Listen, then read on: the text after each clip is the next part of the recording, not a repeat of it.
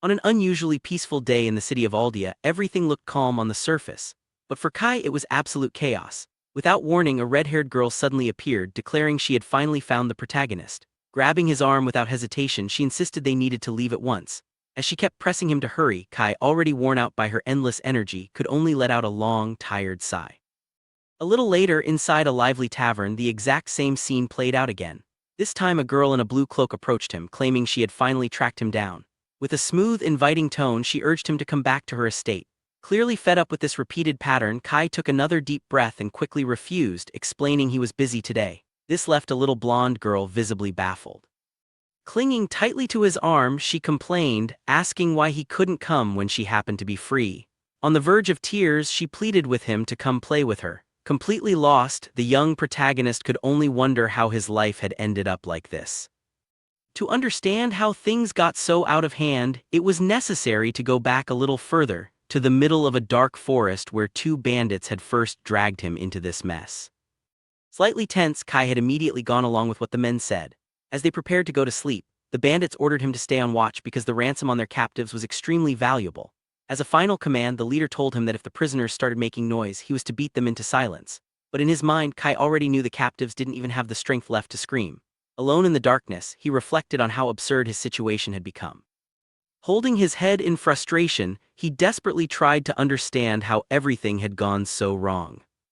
Then the memory came rushing back. He remembered trying to save someone before being struck by a truck, yet for some impossible reason he had later opened his eyes in this strange world. As he stared up at the night sky, the truth slowly settled in. He knew this world far too well. Faced with the evidence, Kai realized he had somehow ended up inside the fantasy game he had been playing just the other day. Standing near the bandits' camp, he understood with absolute dread that he had reincarnated right in the middle of the villain's side. A cold shiver ran through him as he cursed his terrible luck. Just then, a noise from the nearby cart caught his attention. When he moved closer, he found an iron cage and froze in shock. Inside, the supposed hostages were actually three girls trapped in the darkness. From his memory of the game's story, Kai knew that every villain involved in this incident was destined to be wiped out. Being here among them could only mean disaster. Without wasting a single second, he decided the smartest option was to escape immediately. Searching his pockets, he found a map and some money that could help him on the road. After checking the routes, he concluded that getting out should be possible without much trouble. Still, before leaving, he glanced back one more time. Moving carefully and quietly, he unlocked the iron cage. In a low voice, he told the captives that they should escape with him. Inside the cage, the three frightened girls stared at him. One of them looked especially sick and fragile. Full of suspicion, the red-haired girl asked if he was seriously talking about escape. With a sharp glare, she accused him of trying to trick them with some cruel joke. The white-haired girl followed in the same tone, demanding to know why they should trust him after all that had happened. Kai fell silent for a moment, searching desperately for a convincing answer. Seizing on his hesitation, the redhead pointed out that he clearly had nothing to say and declared his little act had already failed. Thinking quickly, Kai spun a lie, claiming he had infiltrated the enemy group and apologized for arriving late to rescue them. Even as he told such an outrageous and shameless lie, he understood that earning their trust in that moment mattered more than anything else. Pressing them urgently, he warned that if they were caught now, he would be finished. Unfortunately, the red-haired girl revealed that her leg was badly injured and that she was in no state to run. The platinum blonde then confessed she was completely blind. To make matters even worse, the youngest blonde girl, Ramai, was unconscious and sick on the floor. With no hope in her voice, the redhead said that even if they escaped, they would only die somewhere along the way. She added that simply learning he wasn't actually their enemy was enough for her to feel grateful. Hearing that, Kai's heart grew heavy. At that moment, the little blonde girl let out a weak groan and lifted a trembling hand. In a feeble voice, she begged for help and pleaded to be saved. The instant Kai heard that, his whole expression changed. Clenching his fist, he firmly declared he would not abandon any of them. He promised to carry those who couldn't walk, insisting that fleeing still gave them a better chance than waiting there to die. Startled by his determination, the girls questioned what exactly he thought he was doing. With the map in hand, Kai assured them he knew the surrounding area and that everything would be fine. Once his mind was made up, he told the other two to hold on tightly, hoisted all three of them up and began running through the dark forest. As he ran, he quickly realized this body was far stronger and sturdier than the one he had in his previous life. He shook the thought aside and focused only on escaping. Relieved that no one seemed to be chasing them yet, he continued pushing forward. While moving, he mentally traced the route with the map he had taken earlier. On it, he saw the city of Aldia exactly as he himself had once named it in the game. That small confirmation gave him even more confidence. Without slowing down, he led the group along the correct path until they eventually reached a hidden treehouse.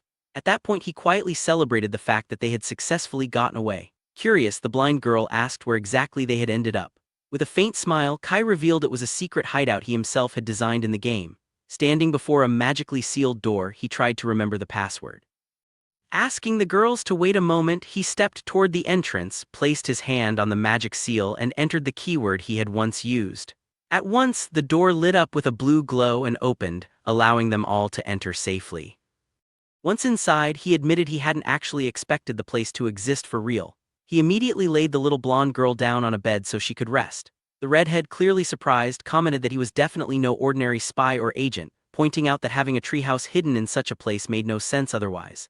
Inwardly, Kai agreed, but he brushed it off, claiming it was nothing special. Worried, the red-haired girl quickly asked whether Ramai would be all right, and the air in the room turned heavy. Then Kai suddenly remembered he might have left useful items stored here. The injured girl asked if there was anything to eat. As Kai opened a wooden chest, he muttered to himself while searching for something usable. Luckily, the system worked exactly like it had in the game, and several potions were still preserved inside. Holding up the bottles, he announced he had found medicine, but the redhead immediately scolded him, saying an ordinary potion would never save someone in such a weakened state. Calmly, Kai handed her a glowing purple vial instead. Without any concern, he explained it wasn't normal medicine and that it should be effective. The redhead's eyes widened the instant she saw its color. At the same time, Kai realized the item was apparently quite rare, remembering he had never filled his inventory with useless junk. In the game, this potion had cured nearly everything, whether injury or poison, and had been incredibly difficult to make. With the vial in their hands, the two girls were left utterly stunned. Kai vaguely remembered he still had more than 100 of them stocked away, meaning he could probably become rich just by selling a few. Unable to believe it, the red-haired girl questioned who he truly was to possess something so valuable. Kai merely let out a sigh with the hint of a smirk. In a flat tone, he advised them not to ask any more questions for all their sakes. Right after that, he instructed the other two girls to drink the potion as well. Turning away, he jokingly remarked that he had no desire to keep carrying 3 people around. Even then, the platinum blonde found it hard to believe the legendary universal elixir was really in front of her. Kai handed her another vial, confirming he had one for her, too. After taking a sip, the blind girl was astonished by the effect and could barely believe what had happened. Standing beside the bed, Kai praised the little blonde girl's toughness and carefully gave her the potion as well. Little by little, the glowing liquid passed down the unconscious girl's throat. In the next instant, her body shone with a bright light, making it clear the cure had worked. Impressed by how practical and immediate the magic's effect was, Kai breathed out in relief. When Ramai slowly opened her eyes, she thanked him in a weak, trembling voice. Gently, he told her to keep resting because the potion could heal the body but not exhaustion of the mind. As the room gradually dimmed and the magical glow faded, Kai picked up the empty bottles and looked toward the others. To his surprise, both the red-haired girl and the platinum blonde were already standing again, completely healed. Glancing at them, Kai was already imagining the kind of reward he might demand once he safely returned them home. But his thoughts were interrupted when the two girls burst into tears of joy over being able to walk and see again. Awkwardly, he commented that he had no idea how long they had been suffering like that. Out of simple respect, he gave them space to take in the miracle. The following day, once things had calmed down, their conversation continued. Kai learned they had originally been kidnapped in the city of Alia. He immediately pointed out that they were now more than 2 cities away from there. Scratching his head, he admitted that getting them back would take quite a while. Irritated, the redhead told him he should take that problem up with his fellow bandits since the entire mess was their fault to begin with. Frustrated, Kai asked whether any of them knew how to use teleportation magic. The redhead replied that if any of them could do that, they would have escaped long ago. Embarrassed, Kai gave a weak laugh and admitted her logic was flawless. Secretly checking his own status, he lamented that he had ended up in the body of a low-ranked hunter with nothing remarkable about him, instead of the overpowered character he had once controlled.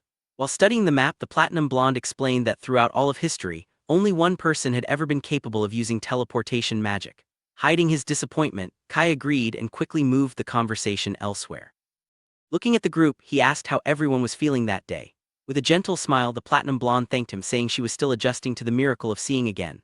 A little embarrassed, the red-haired girl admitted her leg had completely recovered and offered a sincere word of thanks. But in the next breath, the fiery girl demanded he stop speaking to her so casually and introduced herself as the noble Karen.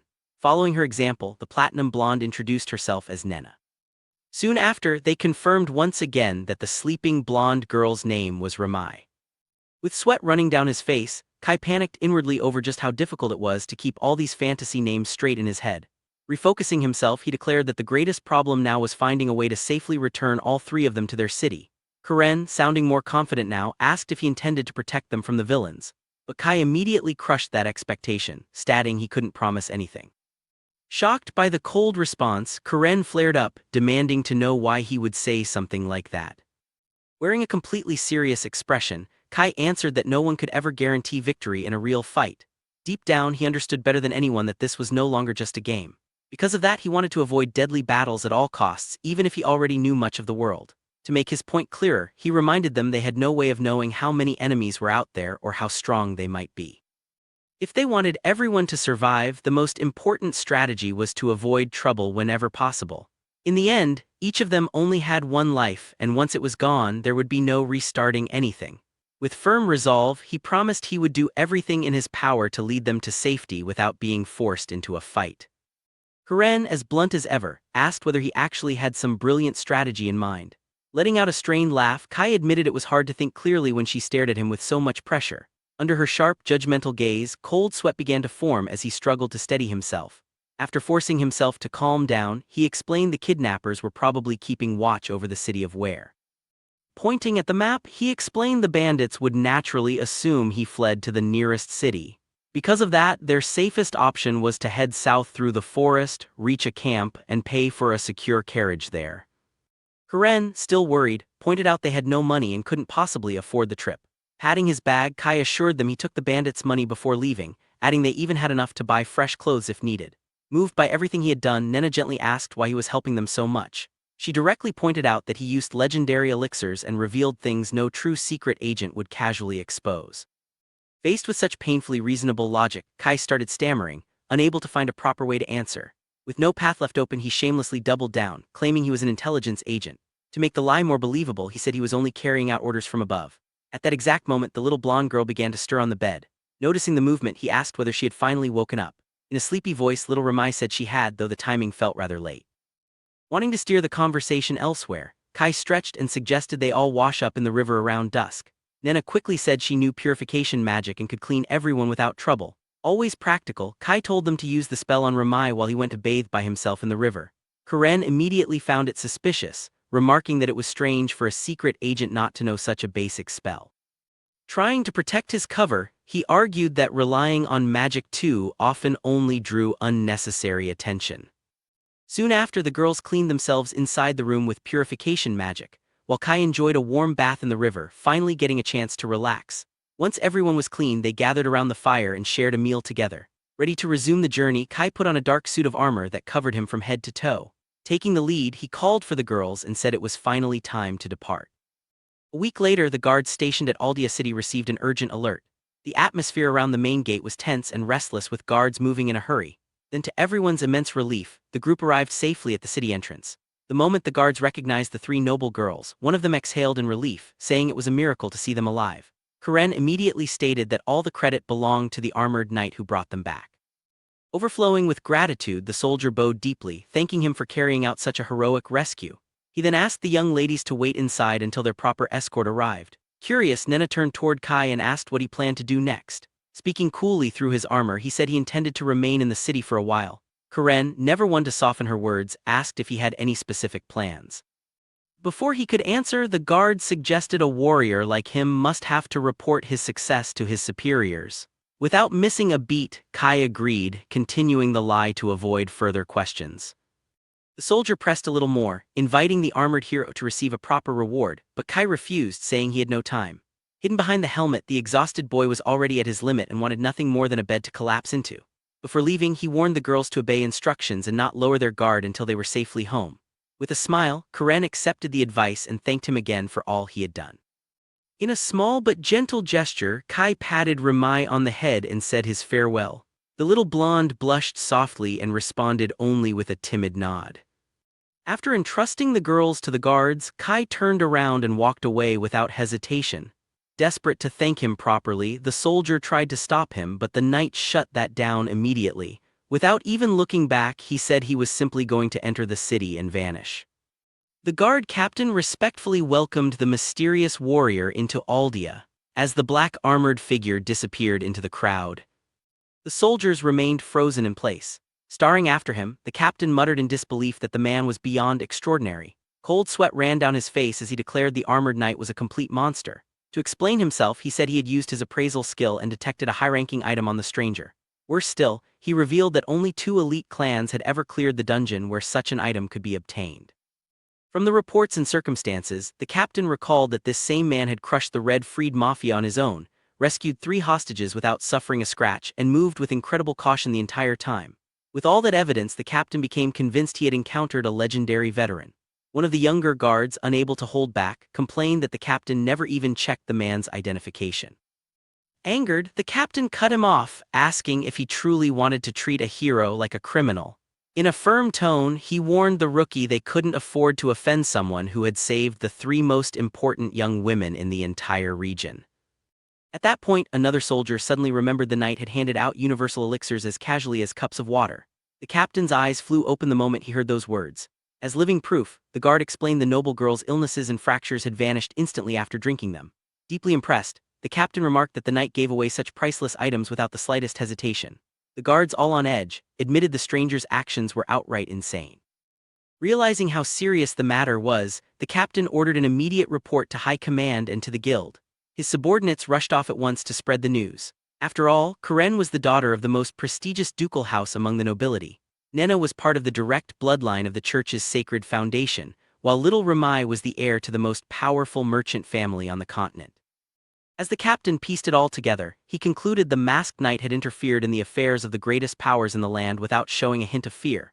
To him, the man carried divine-grade items, refused rewards as if they meant nothing, and behaved like someone entirely above ordinary concerns.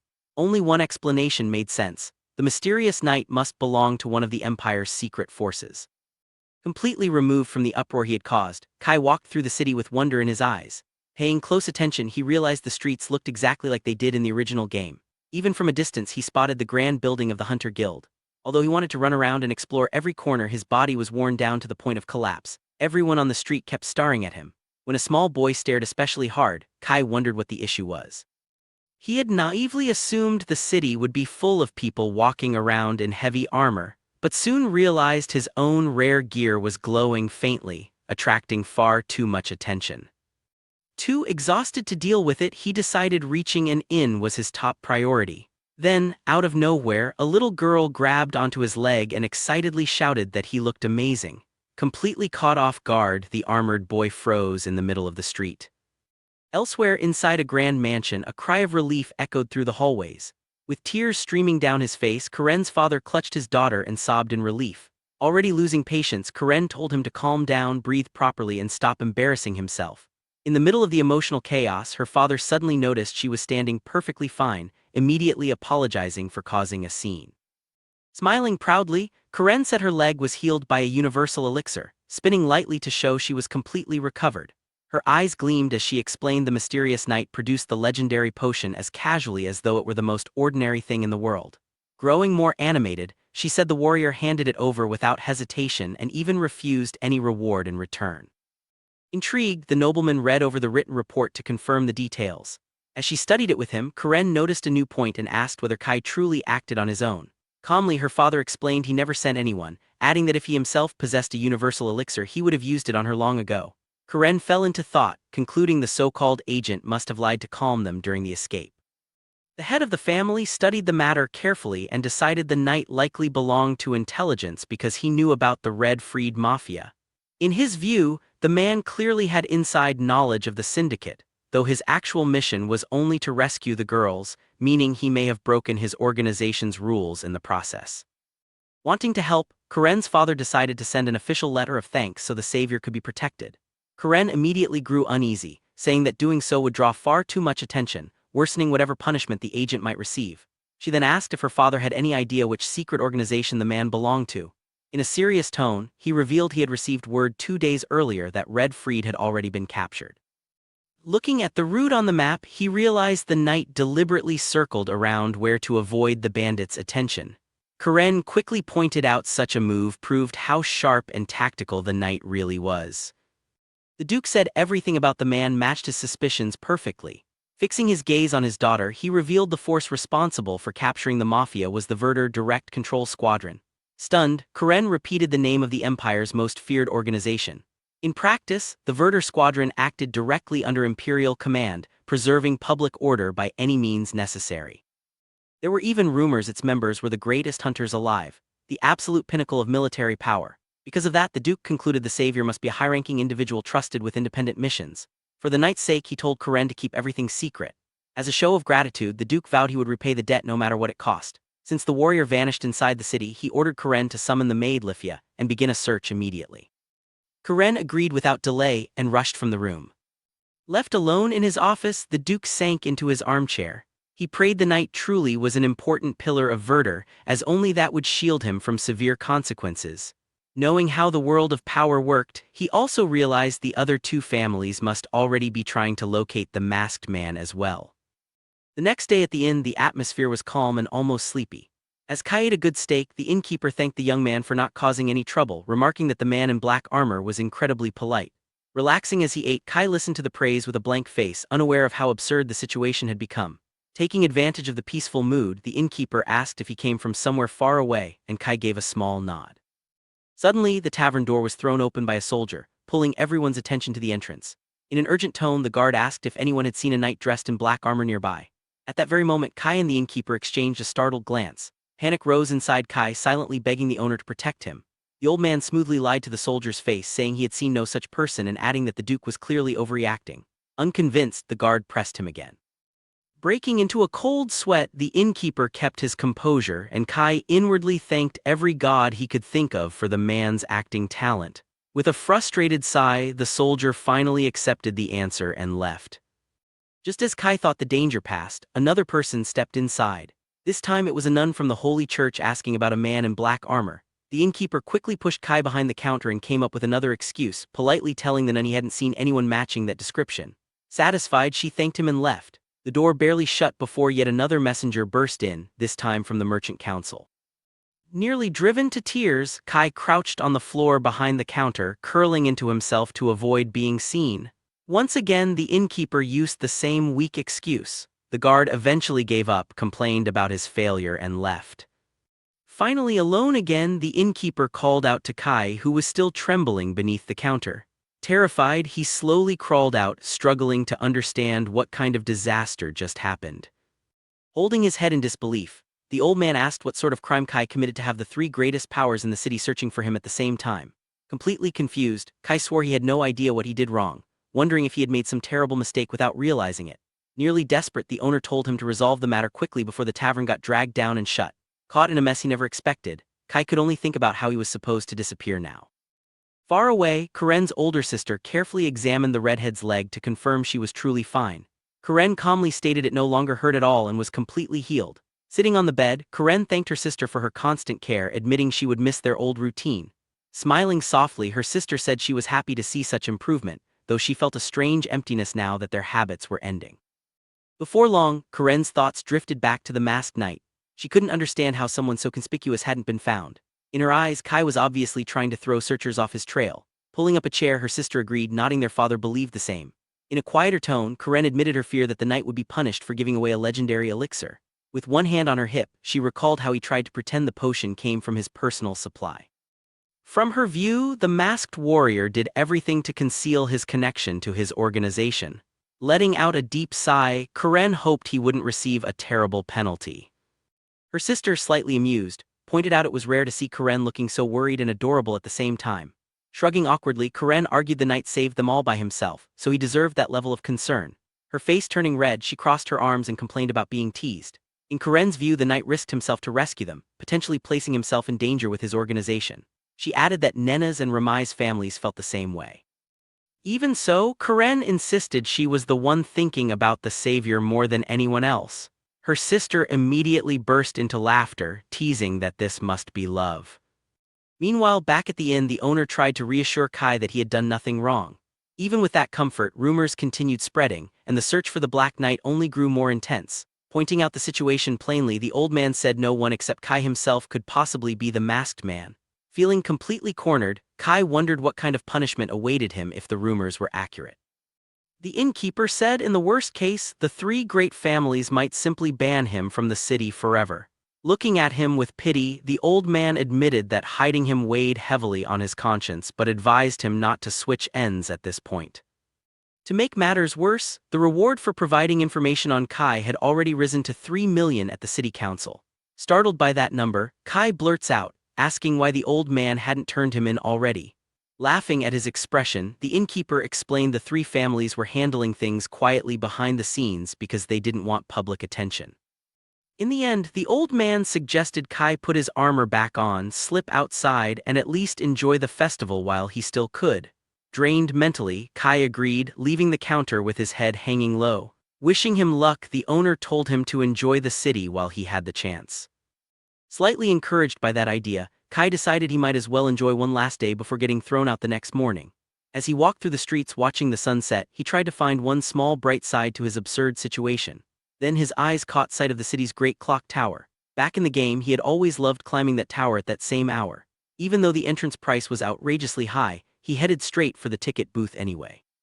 Determined to relive the memory, he climbed floor after floor, admiring the view. And the moment he reached the top, the air filled with surprise.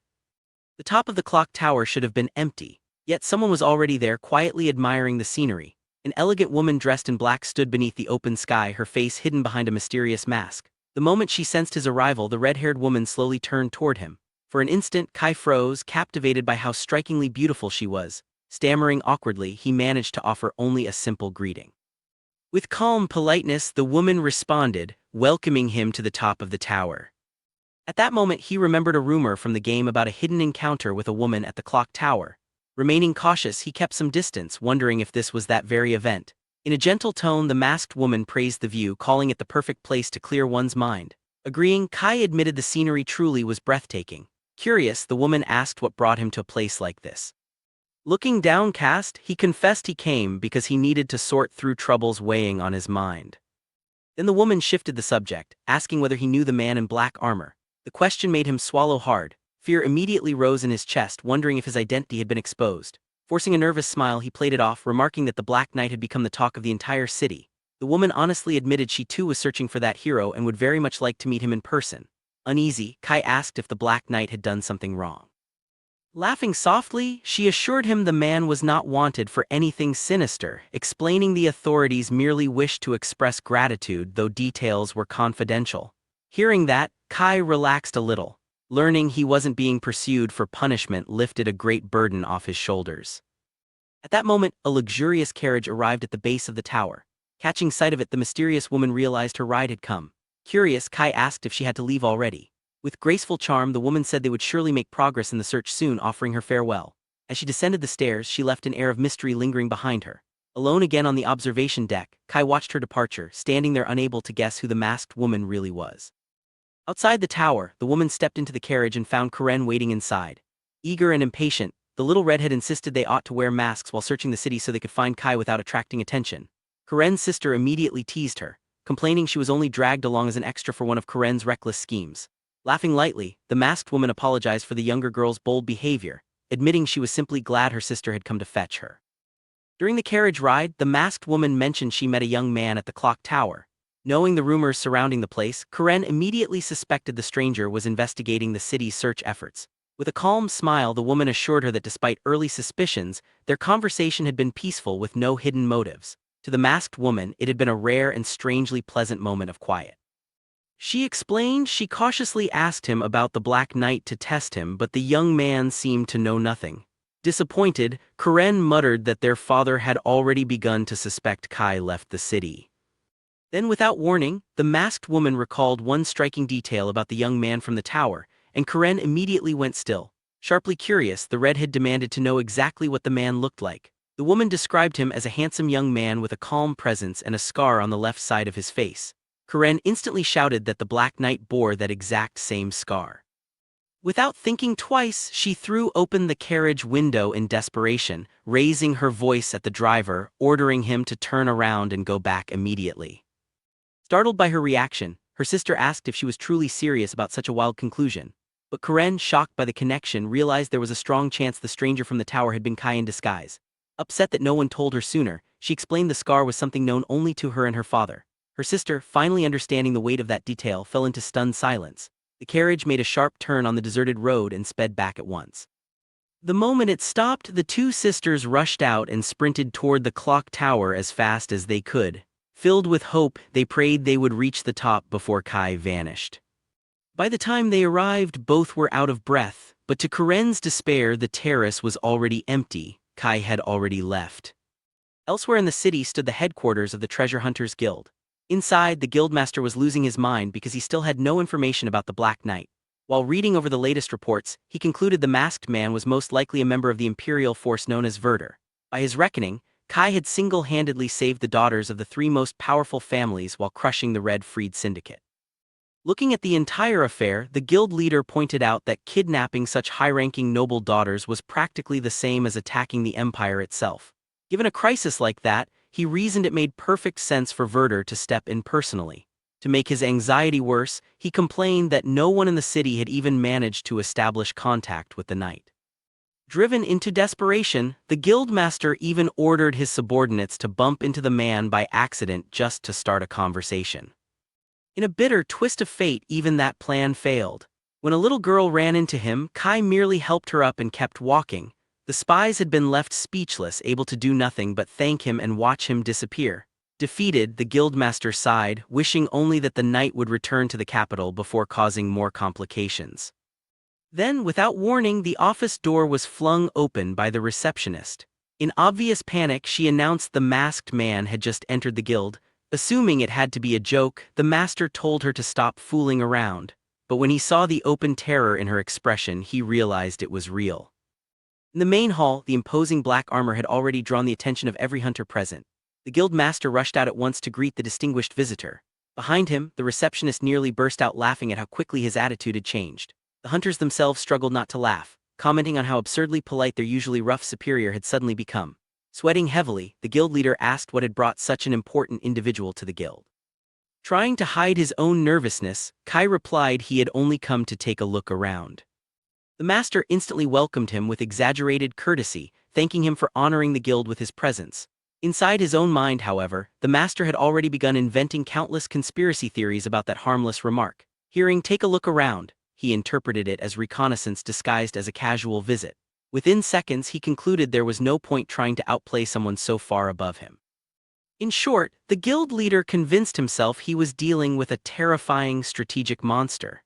As someone who once dreamed of joining Verder but never possessed the strength to qualify, he could only stare at the living embodiment of that ideal and feel the gap between them. Keeping up his respectful demeanor, he invited the masked warrior to his office if he wished to inspect the place further. Kai accepted immediately, assuming such treatment was normal guild procedure. As they climbed the stairs, the entire hall erupted into gossip. At the tables below, the hunters wasted no time exchanging theories. To many, the situation seemed like pure theater. Yet some noticed the man's composure was far too calm for someone ordinary. The warrior moved with his guard down, as though he would simply wait for any attacker to make the first move. From that, they concluded the relaxed man must be strong enough to destroy anyone there without effort. A chill passed through the room. Some hunters even shrank back, convinced that in a close fight the entire guild would stand no chance against him. Deep down, more than one wondered whether the masked knight might even be strong enough to challenge an S-rank beast. Meanwhile, the protagonist inwardly suffered as he imagined the guild members spreading even more ridiculous legends about him. With every step, he felt as though the lie surrounding him was growing larger and more impossible to control. After the short visit, the guild master personally escorted the knight back to the entrance. Still sweating from the tension, Kai decided then and there that he never wanted to step inside that guild again. Venting inwardly, he reflected that he had expected the guild to question him. Yet the atmosphere had been deeply bizarre. Remembering the murderous fear and reverence in everyone's eyes, he shivered. What troubled him even more was that the guild master had been so polite instead of rude, unlike the version from the original game. Without understanding why, he kept wondering how he had somehow received VIP treatment from the hunters. Still, despite the discomfort, the trip had at least helped him explore the city and ease his boredom. Determined to keep walking, he stepped back onto the street but quickly realized peaceful sightseeing was impossible when he stood out so much in such flashy armor. Then he heard the sound of a carriage stopping directly behind him. Karen leapt out at once, pointed straight at him, and triumphantly declared she had finally found him. Kai froze on the spot as he recognized the crest on the carriage and realized it belonged to Karen's noble house. Without hiding her irritation, Karen demanded to know where he had been hiding all this time. Pointing vaguely to the side, he admitted he had spent the whole time at the inn downtown. Shocked, she complained that the tavern owner lied directly to her face when he claimed not to have seen the Black Knight. Wearing a mischievous smile, Kai admitted he asked the innkeeper for that small favor. Karen immediately deflated, left speechless by the humiliating fact that she had been fooled by an old tavern keeper. Trying to brush the matter off, the masked man suggested perhaps he was just good at hiding. Annoyed by the joke, Karen grumbled she had no desire to hear any more of his weak excuses. Just then, a sweet feminine voice from inside the carriage drew her attention. The moment he heard it, Kai recognized the person immediately from her voice and hair. The woman from the clock tower stepped gracefully out of the carriage and now without her mask formally introduced herself as Lifia. With calm sincerity she apologized for the delay and thanked him once again for rescuing them. In a gentle tone, she asked whether the knight might have some free time now. Already anticipating trouble, Kai wondered aloud what exactly would happen if he accepted such an invitation. Karen quickly answered he was simply being asked to come to the mansion and receive a formal expression of gratitude. Without hesitation, Kai curtly replied he was busy and refused on the spot. Despite everything he had done, he genuinely feared one mistake in front of high-ranking nobles might be enough to get him executed. Sensing his nervousness, both sisters let out soft chuckles. Karen had no intention of accepting his refusal. She seized his hand by force and, blushing slightly, insisted that at least this once he should allow the family to thank him properly. Then she wrapped herself around his armored arm and began dragging him toward the carriage. Utterly defeated, Kai climbed into the vehicle and resigned himself to whatever fate awaited him. During the ride, Karen smiled in satisfaction, pleased she had finally managed to capture the runaway hero. From Kai's point of view, however, it felt less like an invitation and more like being arrested and taken into custody. Lifia expressed her gratitude as well, stating his rescue had saved not only their lives but the honor of the duchy itself. Resigned, Kai silently admitted the chaos finally made a little more sense. Then Karen pointed at him again, declaring there was still one very important doubt she needed to clear up. Hidden behind his helmet, Kai inwardly complained about Karen's stiff and intimidating tone. Before long, the redhead lost patience, dropped the formal act, and returned to her usual loud and fiery self. Giving a quick nod, the Black Knight told her to stop dragging it out and simply say what she wanted. Karen went straight to the point, asking whether he had thrown away a fortune in legendary potions during the rescue for no reason. Burdened with guilt, she confessed she started to believe he vanished from the city because he got into trouble with his organization. In a reassuring voice, the warrior told her the items belonged to him and there was no problem at all. Hearing that, Lifia's eyes widened as she silently confirmed to herself that the potions had truly been real.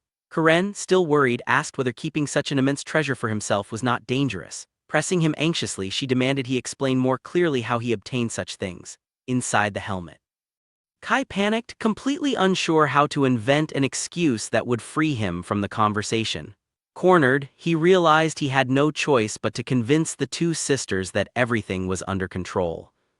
As a final measure, he said he had no regrets and that the only thing that mattered was the fact her leg had healed. Then, with a calm and unexpectedly charming tone, he told Karen she should simply enjoy her life and allow him to deal with his own problems. The little redhead instantly turned bright red and silence took over the carriage. Lifia was also deeply impressed, thanking him once again for his kindness. Trying to shift the mood, Kai raised one finger and said he wanted to ask for a small favor. The two sisters immediately fixed their eyes on him, listening carefully for what this mysterious request would be. Outside, the luxurious carriage continued rolling through the city streets toward the Duke's mansion. With unusual seriousness, the knight asked them to step in and help him if he accidentally acted rudely in front of their father. Karen's eyes widened in disbelief, unable to understand why someone like him would ask for something so simple. In utter shock, she cried out that he gave away a legendary potion and hadn't even asked for money in return. Trying to justify himself, he lied, saying he was only a commoner who was terrified of offending nobles. Deep down, he knew perfectly well that staying alive and avoiding execution would be the greatest reward he could possibly receive. For a quiet moment, the two sisters exchanged a glance, clearly processing his weak excuse. To Lifia, someone hiding behind such a flimsy fear while carrying himself like that felt deeply suspicious. From the way he dodged the real issue, she could tell the excuse was poorly made, almost as if he wanted them to accept it without digging deeper. Even so, she agreed to the request, promising she would help him if necessary. Karen crossed her arms and insisted her father would never be angry with the very man who saved the family. Lifia also politely promised she would smooth over any mistakes he made during the meeting. Then with a teasing tone, Karen asked whether he intended to keep his helmet on the entire time. Resting one hand on the back of his neck, the knight admitted it would be rude not to show his face. Karen laughed and clarified she didn't mind the armor itself but would very much like to see his face without protection. The moment those words left her mouth, she blushed furiously. Lifia immediately scolded her for being so shameless and direct. Caught off guard by the sisters' little argument, Kai could only sit there and watch. Lifia, on the other hand, smiled softly as she observed the light-hearted exchange between her younger sister and their savior. In her heart, she had already begun to see the masked warrior as the most sincere and honorable man she had ever met. To her, the excuse about being a cowardly commoner hiding inside armor was obviously just an act meant to preserve the cover of some secret imperial organization. Faced with such modesty despite such overwhelming strength, she couldn't blame her younger sister at all for so clearly falling under his spell. From Lifia's own experience, the more famous a hero became, the prouder and more arrogant he usually grew. Worse still, the people surrounding such men often became consumed by envy and greed, flaunting their gold, status, and power at every chance. Yet, the man sitting before her had faced a deadly mafia and rescued noble daughters, only to remain humble and restrained. Because of that, she felt the family owed him a debt that could never truly be repaid. What she admired most was the fact he never once tried to take advantage of their weakness. Wanting to break the awkward tension, Karen admitted she was starting to feel genuinely nervous about the visit. Sensing an opportunity, the knight teased her, remarking she wasn't nearly as cool as she liked to pretend if she was getting nervous so easily. Karen immediately pointed at him and shouted she wasn't scared at all, only tense because of the preparations. Lifia laughed warmly at her younger sister's outburst, finding the whole scene genuinely amusing. In her eyes, the secret knight had clearly provoked Karen on purpose to help her relax. As the duke's daughter, Karen had always been surrounded by fake smiles, scheming nobles, and painfully dull politicians. Because of the age gap and status games, many noble girls had kept their distance during social gatherings. To make matters worse, most young men only approached her because they saw her as a future political marriage. As a result, Karen never really had a true friend with whom she could behave like an ordinary girl. The other nobles simply walked past her, pretending not to notice her loneliness. That was why Lifia found so much joy in seeing Kai tolerate her sister's antics with patience and even humor. Unable to bear the slow pace of the ride any longer, Karen grabbed her sister's arm and demanded they hurry back to the mansion. Sitting quietly nearby, Kai could only sigh as he watched the sisters create another little storm. In Lifia's mind, he had hidden his strength and quietly ridden in the carriage only so the duke's family wouldn't lose face. On top of that, he handed over a medicine valuable enough to buy entire cities without asking for a single coin. The noble woman found herself completely enchanted, doubting there was another man in the world with a heart so pure. With warmth rising to her cheeks, she was already beginning to think of ways to keep such a man close to the family. Taking a more practical tone, Lifia asked how long the knight intended to remain in the city. With his usual relaxed charm, he praised the city and said how long he stayed would depend entirely on his mood. To Lifia, that vague answer only confirmed his movements were decided by secret missions from the organization behind him. Reflecting on that, she thought that as long as a knight like him continued to fight in the shadows, the entire empire would remain safe. Captivated by the thought of him, she began wondering whether it was too selfish to want him to stay in the city. Deep down, she realized the strong feelings Karen had for him were slowly affecting her as well. Completely unaware of the storm he had caused in their minds, Kai merely adjusted himself in the carriage seat and tried to remain comfortable. When the ducal mansion finally came into view, its sheer grandeur was enough to overwhelm any visitor. Without delay, the knight stepped down and opened the carriage door for the sisters. In the central courtyard, dozens of servants and guards were already lined up in formation, creating a long corridor to welcome them. Faced with such a grand display, Kai became utterly confused and wondered what on earth was happening. Lifia, delighted by the reception, explained this was the family's highest possible show of respect. Overwhelmed by the attention, Kai nearly lost his tough and composed act right there on the spot. Hiding his panic, he warned that such a grand fuss would only draw unwanted attention. Wearing a confident smile, Lifia replied that anyone who found fault with it would simply have to answer to the household guards. Swallowing hard, Kai accepted the ceremonial escort, inwardly fearing what might happen to anyone who failed to show proper respect. By the cruel logic of noble society, he understood that refusing such a welcome could be far more dangerous than accepting it. Then, without warning, the head maid and the captain of the guard knelt directly on the stone floor. Bowing their heads, they declared it was an honor to receive the black hero at the mansion. A moment later, the elderly housekeeper rose and respectfully announced that the masters were already waiting in the main hall. With a graceful curtsy, Lifia thanked the staff and said she and Karen would go change first. Joking lightly, she added she would wait in the other room in case the knight needed the small help they had promised earlier. Karen nodded seriously, saying she too would act quickly if things went badly. Left alone at the entrance with the guards, Kai immediately began sweating again. In the very next moment the captain approached him and offered to guide him personally. With perfect courtesy, the soldier asked whether he might hold the warrior's black sword for safety while he entered the mansion. Handing over the weapon so quickly left the captain visibly surprised, and he asked whether the knight was truly certain.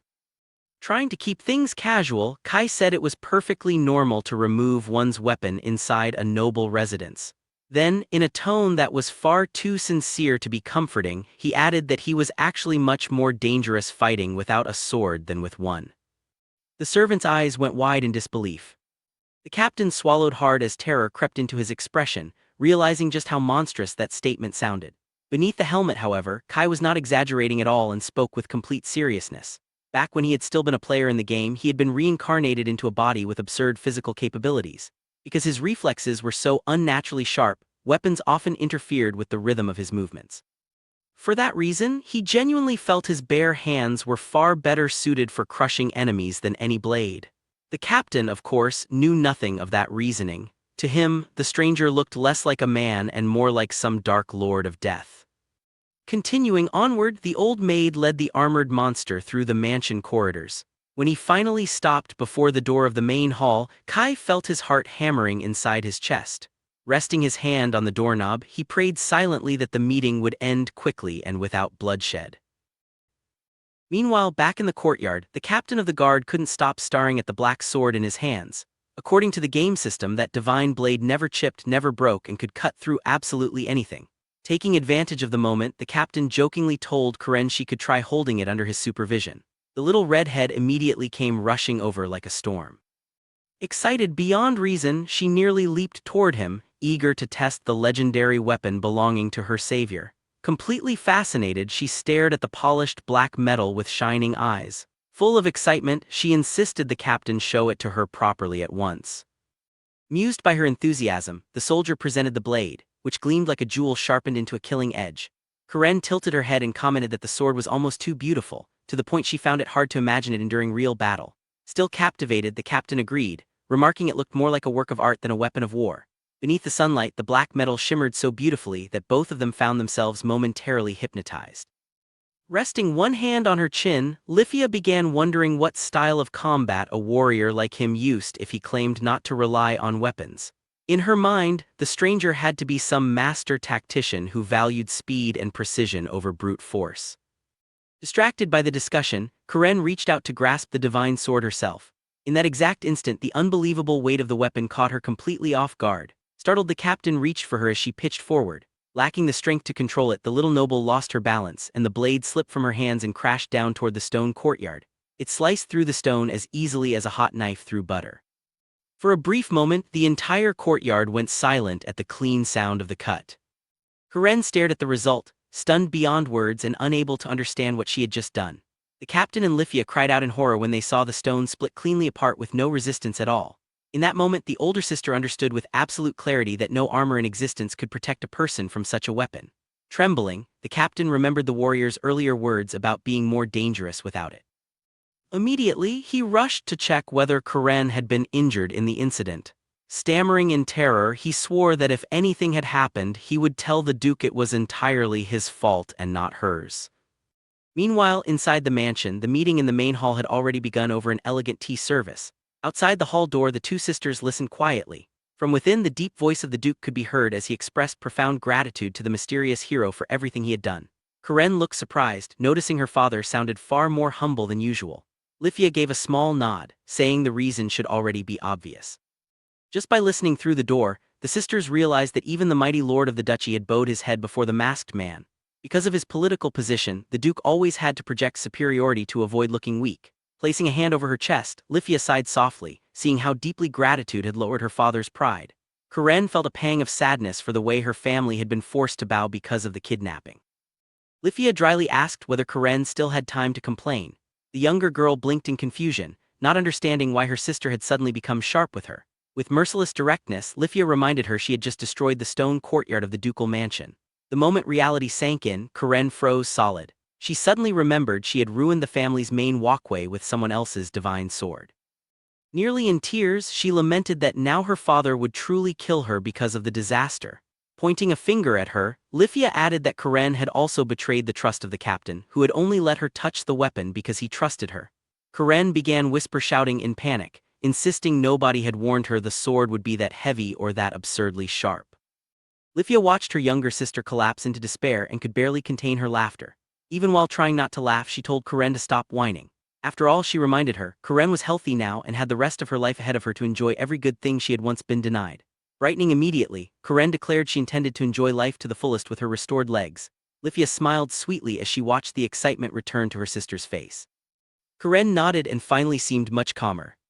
Changing the subject again, Lifia observed that Kai had clearly tried to conceal his true strength. If the emperor were to learn he had casually used a legendary elixir, the warrior could be in serious trouble. Because of that sacrifice, Karen swore she would reward the masked man in the best way she could. Lifia then recalled an odd detail from the report and voiced her doubt aloud.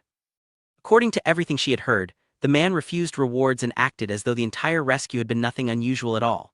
In the real world, any ordinary person would have been overwhelmed by the kind of rewards a duke could offer. Money, land, influence, status. Nobody in their right mind would refuse payment from one of the greatest noble houses. Even so, Lifia quietly admitted what she really wanted most was simply to see his face again. Karen immediately cried out in protest, saying she would rather be the only one who got to see his face. Laughing, Lifia teased her, saying she sounded jealous as though she wanted to keep the warrior all to herself. Flustered, Karen tried to defend herself, saying she had only seen the scar near his eye during the rescue. At that, Lifia suddenly understood far more than before. Karen's fixation was no longer difficult to read. The redhead instantly frowned, denying she felt anything deep for the stranger. Silence stretched between them as the sisters exchanged a look heavy with dramatic tension. Karen, completely nervous, insisted it was only gratitude and absolutely nothing more. While the younger girl was drowning in her own confusion, the mood inside the adult's room remained painfully tense. Clutching her tea, Karen silently prayed her father would not frighten the savior away. In the main hall, the atmosphere was anything but comfortable. Pressure filled the room so thickly it almost seemed visible. Sweating through his composure, the Duke and his wife stared at the giant figure in black armor with unmistakable dread. Across from them, the knight sat motionless without so much as twitching a muscle. Unable to understand the warrior's posture, the Duke found himself wondering why the man had not yet demanded anything in return. In the nobleman's eyes, the stranger was deliberately choosing humility so he wouldn't embarrass the family. Out of consideration, the Black Knight displayed not even the slightest sign of trying to claim the debt owed to him.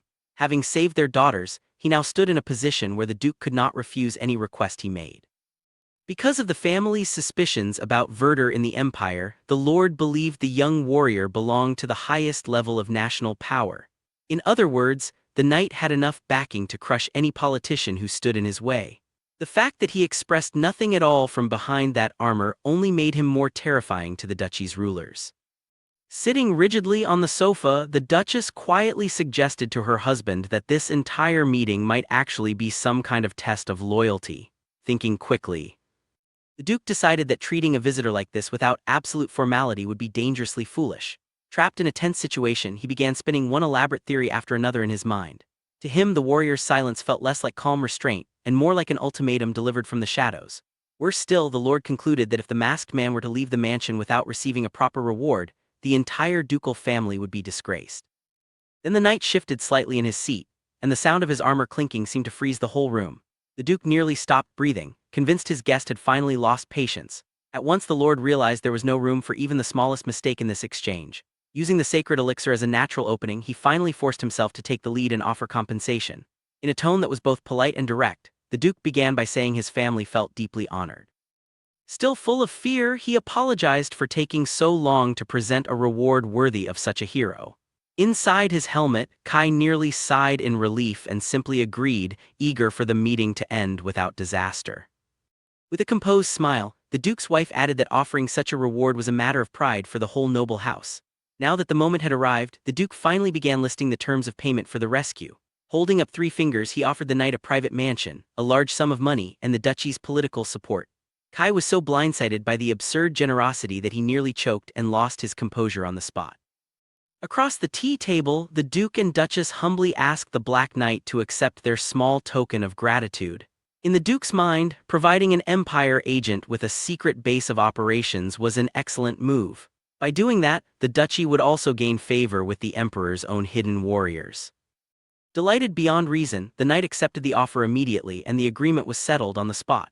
The Duke allowed himself a tiny victorious smile, convinced he had successfully passed some invisible loyalty test. With the tension finally easing, he suggested his daughters personally show the knight his new mansion that very day. Kai agreed at once, declaring he would take proper care of the luxurious property. Without delay, the Duchess instructed the guards to summon their daughters so they could accompany the guest. Rising gracefully from her seat, she asked the knight to follow the corridor and let himself be guided to the visitor's room. Awkwardly, Kai only nodded and slipped out in silence.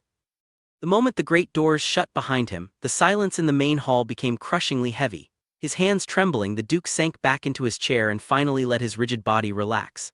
As he wiped the sweat from his forehead, he muttered he was genuinely relieved to have survived that meeting. As a final thought, he admitted his daughter had been right and that the warrior truly was no ordinary man. Just outside the neighboring door, the masked boy stretched his arms and quietly released the breath of panic he had been holding in his chest. Karen immediately noticed his limp and exhausted posture and pointed it out with amusement. Trying to hide his embarrassment, Kai joked that armor was very useful when it came to hiding emotions. With gentle warmth, Lifia invited him to have tea and rest a little after such an absurd meeting with their parents. Karen, however, returned straight to business and complained about how little emotion he had shown after receiving 3 enormous rewards. Slightly annoyed, she said he could at least have pretended to smile after becoming both a villa owner and a millionaire in a single conversation. Sitting there with his legs stretched out, Kai stopped himself from blurting out that internally he had nearly died of happiness. Behind the helmet, he admitted to himself that receiving such a mountain of wealth out of nowhere was simply too ridiculous to process. In truth, he knew that if he had been alone he would have been doing cartwheels from pure joy. Lifia, still focused and composed, joined in and said she wished to clarify one last point about the reward. Sincerely, she explained that if what the duchy had offered was still not enough, then this would be the proper moment for Kai to ask for anything more he desired. Hidden behind his calm persona, Kai found it almost unbelievable that he already had full pockets and a mansion of his own without needing anything else.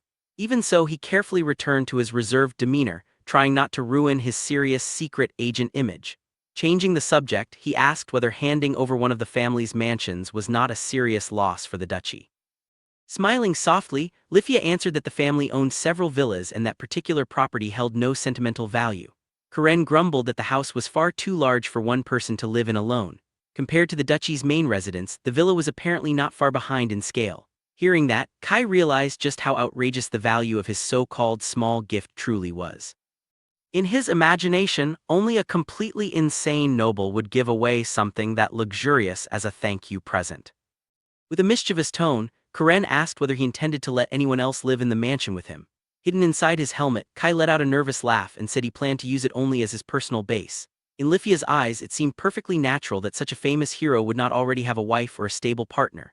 Then Karen bluntly asked whether the Black Knight had any romantic interest in anyone at the moment. Lifia immediately blushed and scolded her younger sister for asking something so personal. Before the mood could become more awkward, Kai stepped in and told them they were welcome to visit the villa whenever they wished so the place wouldn't feel empty. Karen's eyes widened at once, and her whole face lit up with joy at being personally invited. Without thinking twice, Kai even promised he would give them a spare key so they could enter even when he wasn't there. In truth, he knew having the girls occasionally around the villa would be the perfect distraction for suspicious eyes and nosy onlookers. Delighted by the idea, Karen declared she would happily torment his patience every single day. Full of initiative, Lifia immediately proposed they go visit the villa right away and see it for themselves. Under the sunlight, the grand mansion looked even more imposing. Its spacious living room was spotless. The furniture was arranged with perfect order and the kitchen was large and bright, filled with every kind of utensil, each one gleaming with the shine of something newly prepared.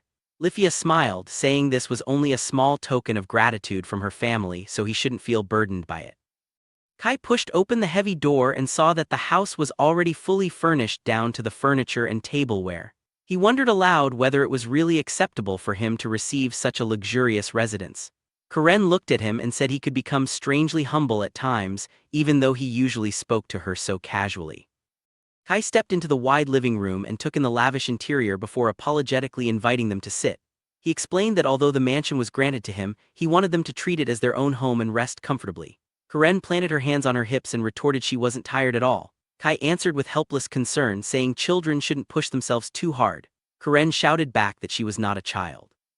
She realized he was telling her to sit because he was being considerate, likely because her leg had only recently healed.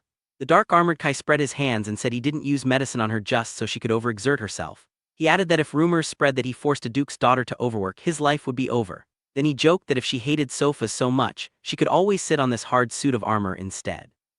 Between a soft sofa and rigid black armor, anyone would naturally choose the sofa. It sounded like the perfect solution. Instead, Karen marched over and sat directly on his lap. Kai's body stiffened at once, and he nervously asked what she thought she was doing. Karen, her face burning red, answered that he was the one who suggested it. Kai said it was only a joke and added that sitting like that couldn't possibly be comfortable. As Karen remained on his lap, she quickly realized her backside hurt and regretted not choosing the sofa. Lifia watched her and asked with a smile whether things were going quite well for her. Karen, still red-faced, hurriedly said she was not enjoying this at all. Lifia replied with smiling eyes that she never asked whether Karen was happy or not. Karen lifted her head, looking at Kai, and asked why he was still wearing armor when this was already his home and he should be dressed more comfortably. Kai responded that it was only for safety, though in truth he also wanted to take it off. Still, he said showing his face before Lifia would be far too awkward, especially after what happened at the clock tower. Since they'd already met there, he thought he needed to change the subject somehow. To distract her, he reached out and patted Karen on the head. Karen immediately flushed deeper and shouted he must stop touching her head and stop treating her like a child. Kai forcefully pressed her down and said she needed to move to the sofa quickly, otherwise her backside would keep hurting. Karen struggled, saying she refused. Kai asked in confusion why she refused. Looking at the two of them, he then remarked that even so the Duke was very bold to let the two of them stay alone with him. Lifia asked what he meant by that. Kai explained that under normal circumstances, they should have arranged for at least one man to accompany them. Even if he saved Karen, he still didn't know their real intentions, and in a place like this no one could predict what might happen. Lifia smiled and said her father was not the kind of man who acted without careful thought. She said he simply judged Kai worthy of that trust. Kai replied that he understood even though they had barely spoken. He assumed such judgment must come from the Duke's vast experience in reading people. Karen said besides they had no reason not to trust him. She reminded him he even used a secret medicine for their sake. Kai said that was true. Lifia then proposed that if he didn't mind, perhaps he would join them for dinner. Kai answered he must decline. Lifia sighed, saying he truly was a busy person. Kai said it was more or less like that. Karen looked at him and said that if he planned to leave the city, he should at least visit her home to say goodbye, and when he returned he should tell them as well. Kai refused, admitting he was afraid of meeting the Duke.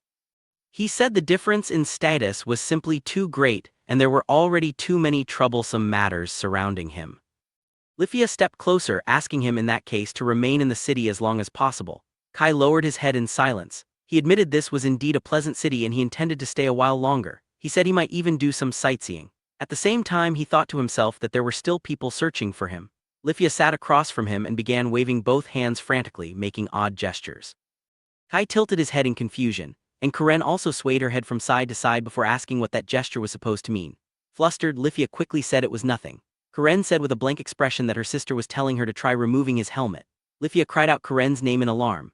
Karen snorted, saying her sister could punish her later since this was clearly her fault. Then she grabbed Kai's arm and said if her sister was jealous, she should just admit it openly.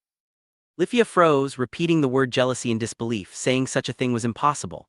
Kai looked at the sisters before him, thinking perhaps he was mistaken, but Lady Lifia shouldn't be doing something like this. Karen turned to Kai angrily, demanding to know why he rejected her sister so bluntly. Kai hurriedly explained it wasn't like that. He said she was beautiful, of high status, and nearly an adult. Surely someone like her must already have a lover. So wouldn't that create misunderstandings? Lifia, looking a little uneasy, said that as he said, she had indeed received many marriage proposals, but at present she was still single. Kai was slightly surprised and said he saw. Karen let out a sigh, saying every time the men were the ones who withdrew first. She explained they fell for her sister, but after humiliating themselves they became too embarrassed to appear again. Kai said it sounded miserable. He added he could understand how those men felt because in front of a beauty so extraordinary it was difficult to behave naturally. Karen continued, saying her sister was actually rather clingy. Whenever she wanted to grow closer to someone, that person only became more shy and ended up avoiding her. Lifia covered her face and begged Karen to stop talking, saying it was far too embarrassing. Kai looked down at Karen in his lap, thinking she had no right to criticize anyone while she herself was still sitting there. Karen patted the sofa and told Kai to try patting it like this. Kai asked why. Karen ordered him to do it without asking questions. With obvious helplessness, Kai patted the sofa. Lifia immediately came over and sat beside him. Karen spread her hands and asked if he saw now. Lifia blinked, then suddenly reached out and placed her hand over the black cold metal gauntlet of his armored hand. Karen suggested they continue talking like this. Lifia smiled, saying she would be delighted to. Later, before the Duke's mansion, a carriage waited quietly. Lifia smiled, saying he was truly a great help today and it was their honor. She thanked him sincerely for the precious time he gave them. As a final token of gratitude, she asked him to accept the family crest, explaining the matter was somewhat complicated, so it would take about 3 days to complete. Once it was ready, they would personally visit him again, and at that time they also wished to discuss the management structure of the estate. Kai replied he understood. Karen lifted her skirt in a graceful farewell, saying until they met again he should take care of his health. Kai waved and told her to do the same. He said she should hurry home and not make her parents worry. As the carriage slowly departed, Kai waved after them and said goodbye. Watching the carriage grow distant, he finally said he could at last remove the helmet. He took off the heavy helmet, revealing a youthful face beneath, and breathed out in relief, saying this felt much better. After they parted ways, the carriage rolled down a tree-lined road. Lifia leaned inside the carriage and looked at Karen before saying time passed so quickly. Karen said with some regret that, to be honest, she wanted to stay a little longer. Lifia smiled and said she felt the same way. Karen then asked whether being praised as a beauty felt good, especially since he even called her by name, which was unusually considerate.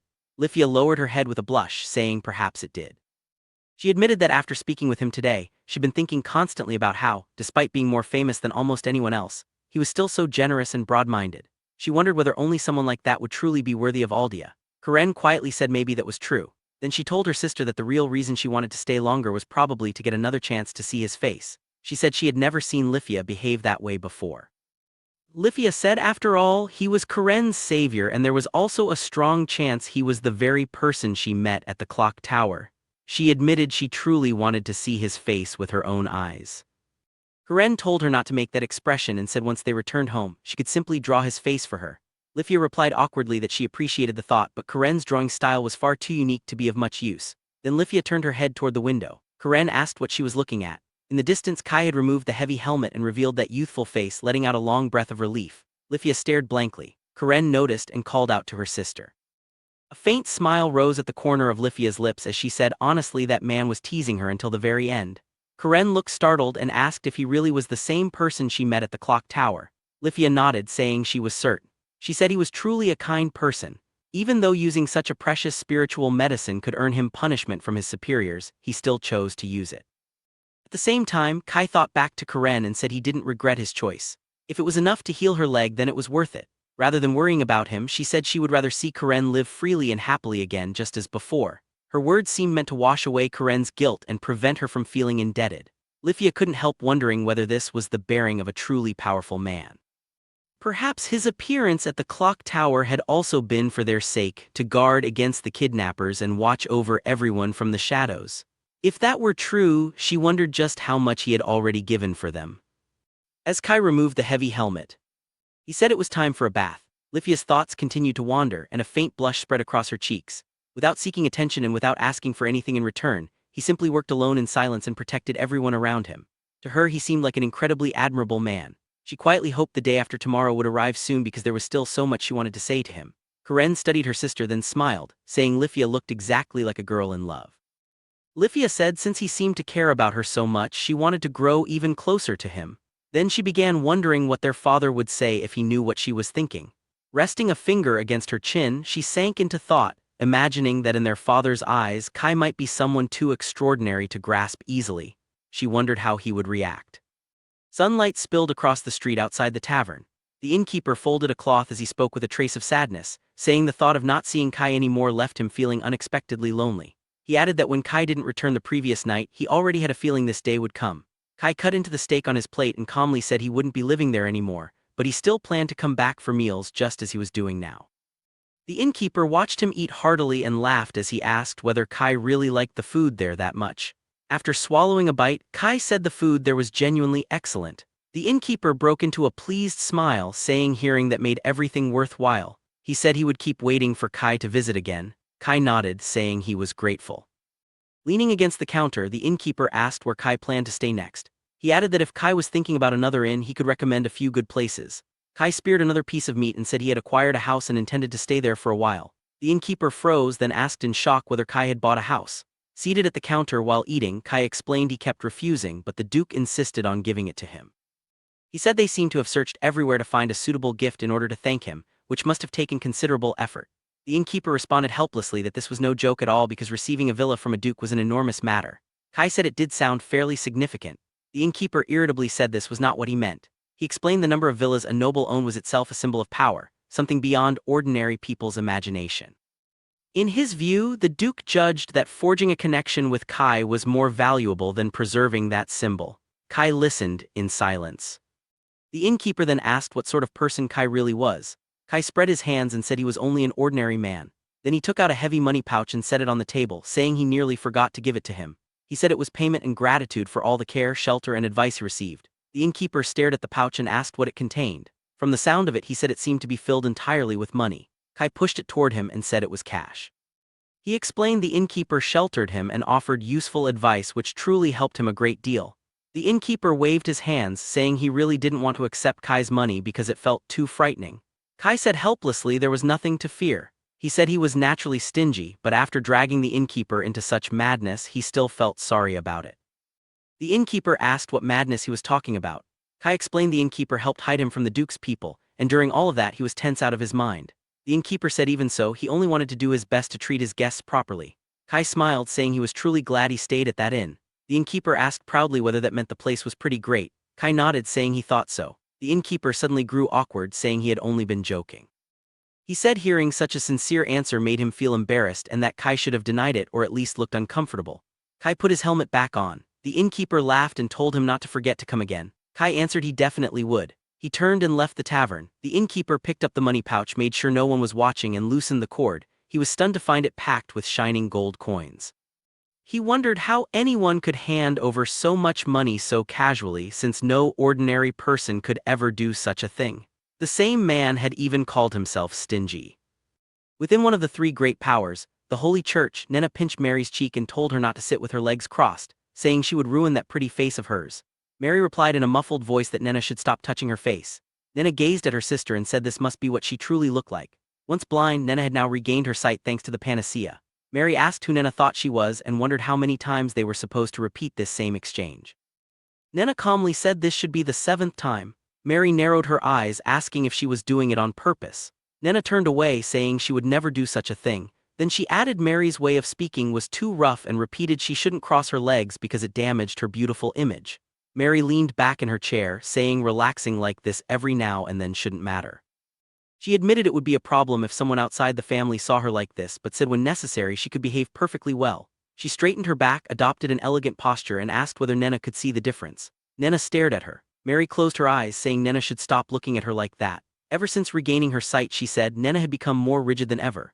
Nena answered she was only saying what needed to be said. She pointed out Mary's so-called occasional behavior happened every single day. Mary objected, saying it wasn't every day. Nena firmly stated it absolutely was. Mary let out a sigh. Ever since Nena recovered her sight, she had become brighter than anyone else and had been enjoying every day, not only today but for the past 2 days as well. Mary said none of them had ever seen Nena this cheerful before. Looking at her sister, Mary said the man called Kai truly did something impressive. He saved Nena alone, used the panacea for free, and even used 3 bottles in one go. Nena gripped the pendant on her chest, saying she knew. She said both his appearance and his heart were flawless, exactly the type their sister would fall for. Mary smiled, asking whether that also made him Nena's type. Nena grew a little flustered, saying she had only just regained her sight, so she hadn't even had time to develop any real taste in men. Resting her cheek on her hand, Mary said she wasn't so sure about that. In any case, she said Nena was still too young to set her sights on Kai. If he could hand out holy medicine for free, then he must be Werder. And if that was true, Nena would be facing hundreds or even thousands of rivals. Blushing, Nena argued that because of her age she might still have a chance. Mary teasingly said now someone was getting fired up. At that moment, a nun opened the door and entered, telling Lady Mary and Lady Nena it was time for them to take over their duties. Mary smiled, saying they would handle it. Then she turned to her younger sister and told her it was time to go. Nena hesitated for a moment before answering she understood. The devout Ensachi sisters Nena and Mary carried in their hearts a quiet hope for the day they would meet Kai again. Meanwhile, Kai stood in shifting light and shadow, silently waiting for fate. 3 days later, Mary slumped across a bench and complained she was exhausted.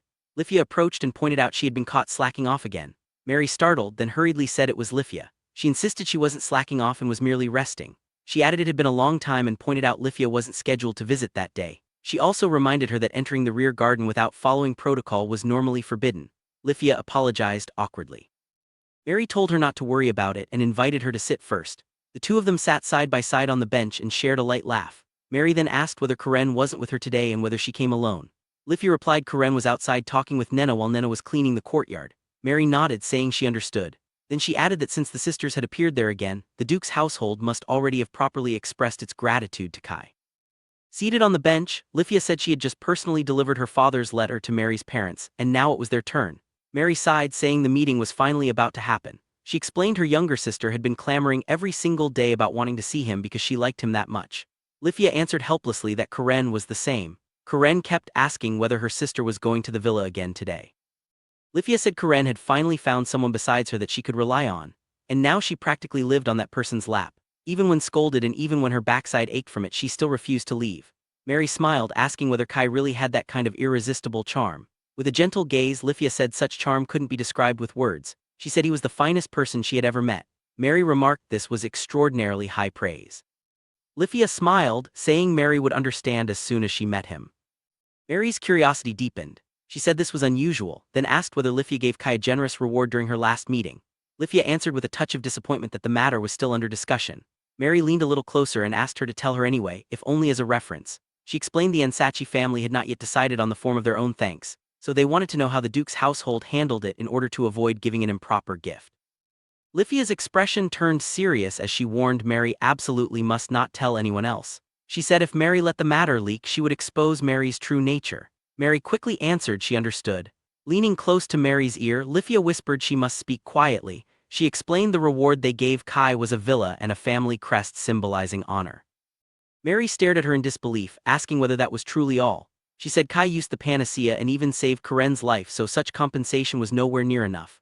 Lifia replied helplessly she felt the same way, but at the time there was no better option. Mary frowned, saying there had to be some way to offer more. Lifia sighed and explained Kai not only failed to ask for anything, but even refused the compensation they tried to give him. Mary threw up her hands, exclaiming such a person couldn't possibly exist. With a serious face, Lifia said she told her from the beginning that Kai was the most perfect person she had ever met. She added even her father said the same and that she herself couldn't compare to him at all. Mary showed clear surprise, asking whether even Lifia's father truly said such a thing. Lifia continued, saying lately her father had been racking his brain preparing for their next meeting. She said unless he made perfect preparations, he might not even be able to speak to Kai normally. Mary lowered her gaze, saying if a man like her father found Kai that troublesome to deal with, then Kai must be a monster in the truest sense. She asked whether Lifia really believed such a man was merely some ordinary player in the world. Lifia answered her father once gave a direct order that no one under him must ever do anything that could turn that man into an enemy. Mary fell into thought, then said this meant even if Lifia had ideas, she couldn't speak freely now. She added if Kai truly was Werder, then the matter became even more complicated. His position might already be higher than theirs. Although she didn't know exactly how that organization worked, a man like him should be able to obtain whatever he wanted. Lifia said during their conversation, however, she truly felt Kai seemed more interested in money than in the Duke family's crest. Mary looked stunned, saying it made no sense. She argued money could be earned through hard work, but no matter how much effort a person made, a Duke's family crest was not something one could casually obtain. She said such a crest was a permanent shield, a guarantee admired by everyone as long as that house continued to exist. Then she reasoned if Kai really was Werder and already had imperial support behind him, it might not be so strange for him to value money over that kind of protection charm. Lifia said she believed Kai was pleased because money would allow him to help even more people in need. Mary showed a puzzled expression. Lifia continued, saying if someone were troubled by money, receiving a villa would naturally bring overwhelming joy. But a person who couldn't even afford such excellent equipment would never be able to buy it on his own. Mary nodded, saying she understood. From that she concluded their side should also prepare a more generous reward. Then Lifia turned and teased her, saying she was certain Kai was exactly Mary's type. Mary's face turned bright red as she protested, demanding to know where Lifia even heard such nonsense. She said Nena had already said the same thing. Lifia let out a light laugh, saying Nena was truly sharp. Mary pointed at her, saying Lifia had no right to laugh because she was the one radiating obvious affection for him. She warned if Lifia kept pretending otherwise, she would go tell Kai directly that Lifia had already fallen hopelessly for him. Lifia panicked and shouted Mary's name. Meanwhile, Nena walked along the road, saying she was finally going to see him. She admitted she could barely wait. At first she said they were all flustered because they couldn't find him anywhere. Even with such conspicuous equipment, they still failed to track him down. She confessed she truly feared he would be scolded for using the panacea. Karen raised one finger, saying if Nena felt guilty over something like that, Kai would surely scold her instead. She said rather than worrying about him, Kai would want her to use her newly regained freedom to do all the things she couldn't do before and enjoy them fully. Nena looked surprised, asking whether Kai truly said that. Then she thanked Karen, saying hearing this made her feel much better. Karen continued, saying Kai also mentioned that even if he really were scolded, he would never regret his choice. She added Kai sounded like someone who deeply disliked being lectured. Perhaps, she speculated, he disobeyed a superior's order, or perhaps he already knew doing so wouldn't cause any real trouble. Since he had surely built up many merits, the organization probably wouldn't want to lose him. Nena touched her cheek, saying this truly sounded like him. She said he seemed like the kind of person who would never bow his head when he knew he was doing the right thing. Then she asked whether Karen knew how long Kai planned to remain in town. Karen spread her hands, saying Kai mentioned he still had matters to handle, so he intended to stay a while longer. She said he truly seemed busy. Her sister even invited him to dinner at their home to thank him, but he refused because he still had things he absolutely needed to do. Karen wondered whether he was somewhere helping others or patrolling the town. Nena lowered her head, saying at night that black armor really did help him disappear. She added it made him seem even more impressive. Karen leaned closer, saying since Nena was so invested she would share some good news. She told her Kai often came to the inn for lunch and enjoyed simple everyday food. Nena instantly leaped to her feet. From behind her, Karen called out, asking whether she was seriously planning to go right now. Blushing, Nena replied of course she wasn't. She said she should at least thank him properly first. Karen remained on the bench, asking whether Nena planned to leave her behind. At that same time, Kai was walking through the street and stopped before a tavern. Inside, Nena asked the innkeeper what time that gentleman usually arrived. The innkeeper stammered awkwardly. Nena, using a firmer tone, apologized but said she absolutely must ask him to reveal that information. The innkeeper broke into a cold sweat, hurriedly saying Kai usually came around this exact time. Standing outside the door, Kai thought the innkeeper sounded as though he was being tortured. He told himself he only came for a meal. Nena continued by asking what Kai usually ordered. The innkeeper said there was no fixed menu because Kai always added things according to his mood. Nena asked what Kai ate most recently. The innkeeper pointed to yesterday's order and said Kai had that. Nena nodded and asked for the exact same thing. The innkeeper quickly agreed. From outside, Kai watched the scene, thinking he had no idea the innkeeper's voice could go that high. He noted one of the girls looked gentle enough, but the other seemed rather troublesome. He thought it might be wiser not to go in today. Yet pretending not to notice would make him feel like a terrible person, especially since she once helped him too. In the end, he decided to enter first. He reasoned once other customers started arriving, the atmosphere might calm down. If he acted as though he noticed nothing, perhaps he could avoid getting dragged into trouble, but then he wondered why everything suddenly became so quiet at the worst possible moment.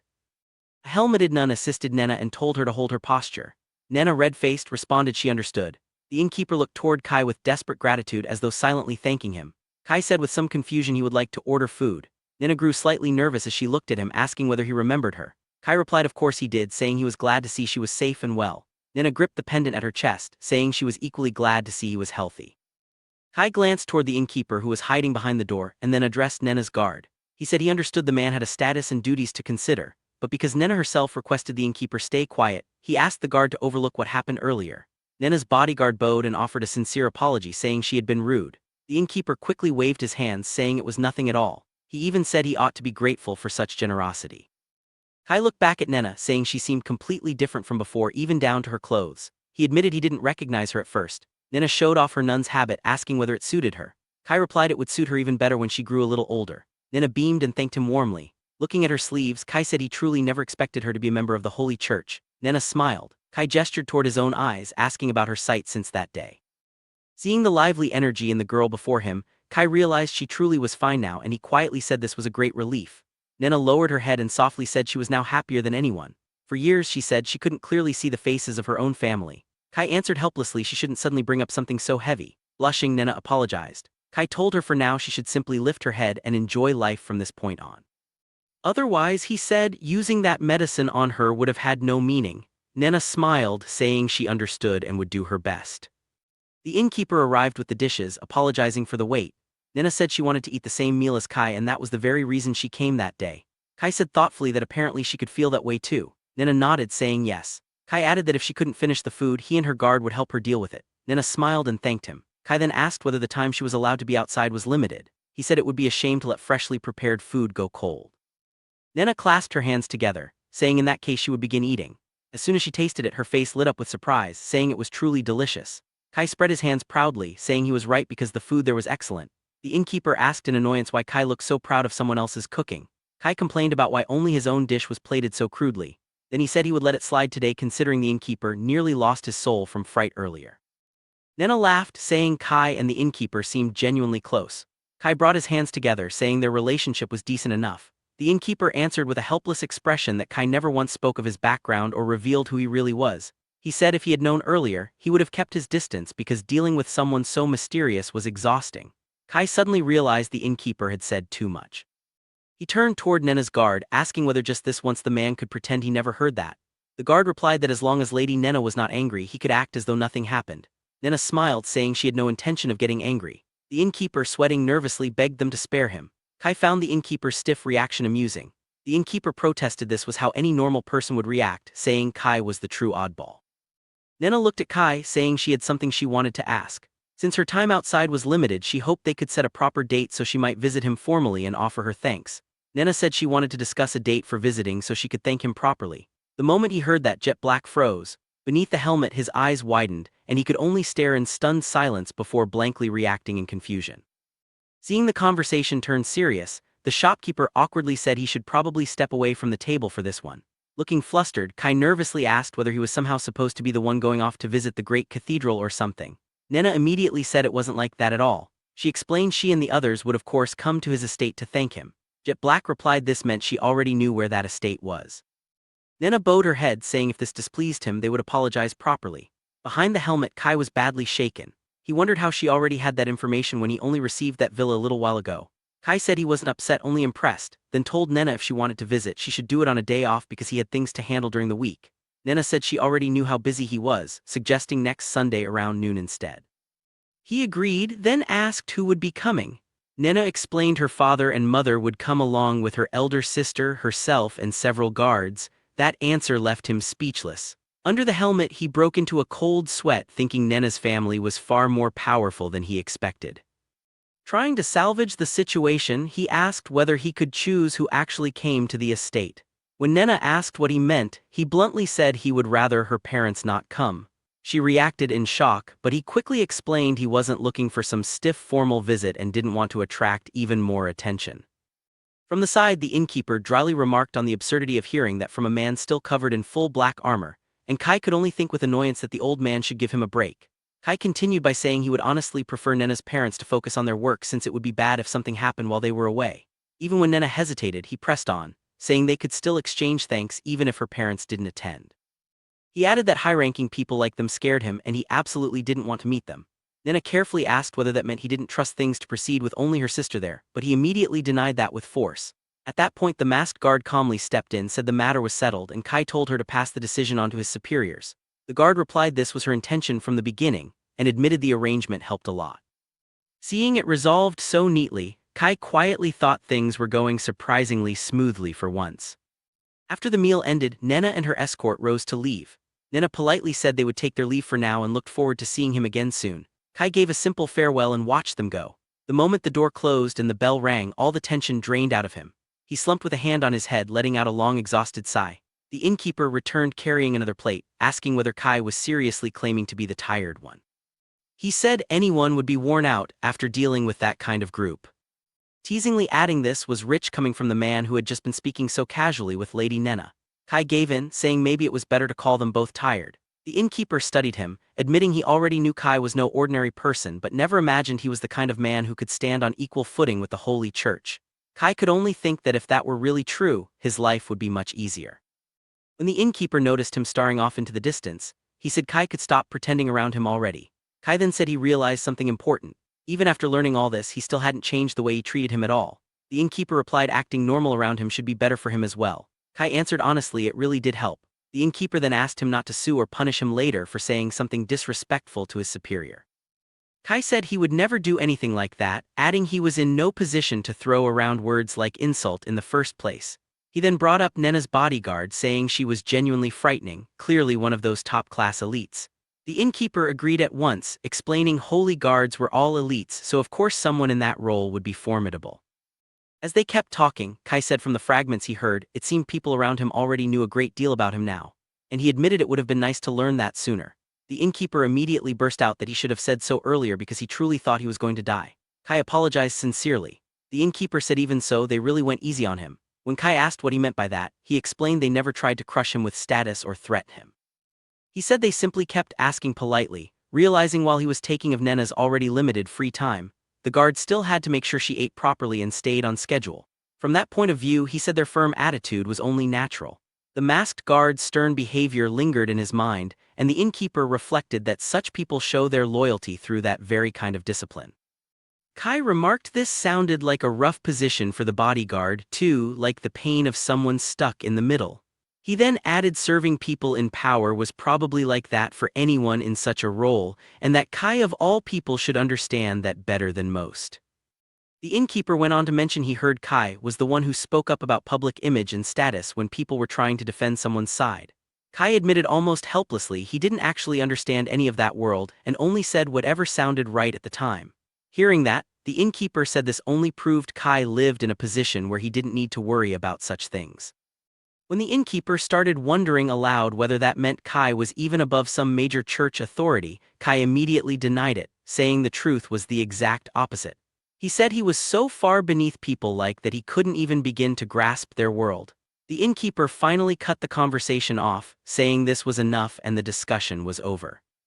Kai protested, asking him to at least let him explain a little more, but inwardly he could only groan, realizing the misunderstandings around him were somehow becoming worse, not better. Meanwhile, outside in the carriage, the masked guard told Lady Nena she was glad she got to see Kai after all. Nena quietly admitted she had truly hoped to sit at the same table and share a meal with Kai, saying with soft happiness that because of that she was very pleased. In the carriage, Nena asked her masked escort if she might ask something, then asked what kind of person Kai seemed to be from her perspective. The escort answered first that without question, he was a powerful man. Nena gently clarified she meant his nature rather than his strength.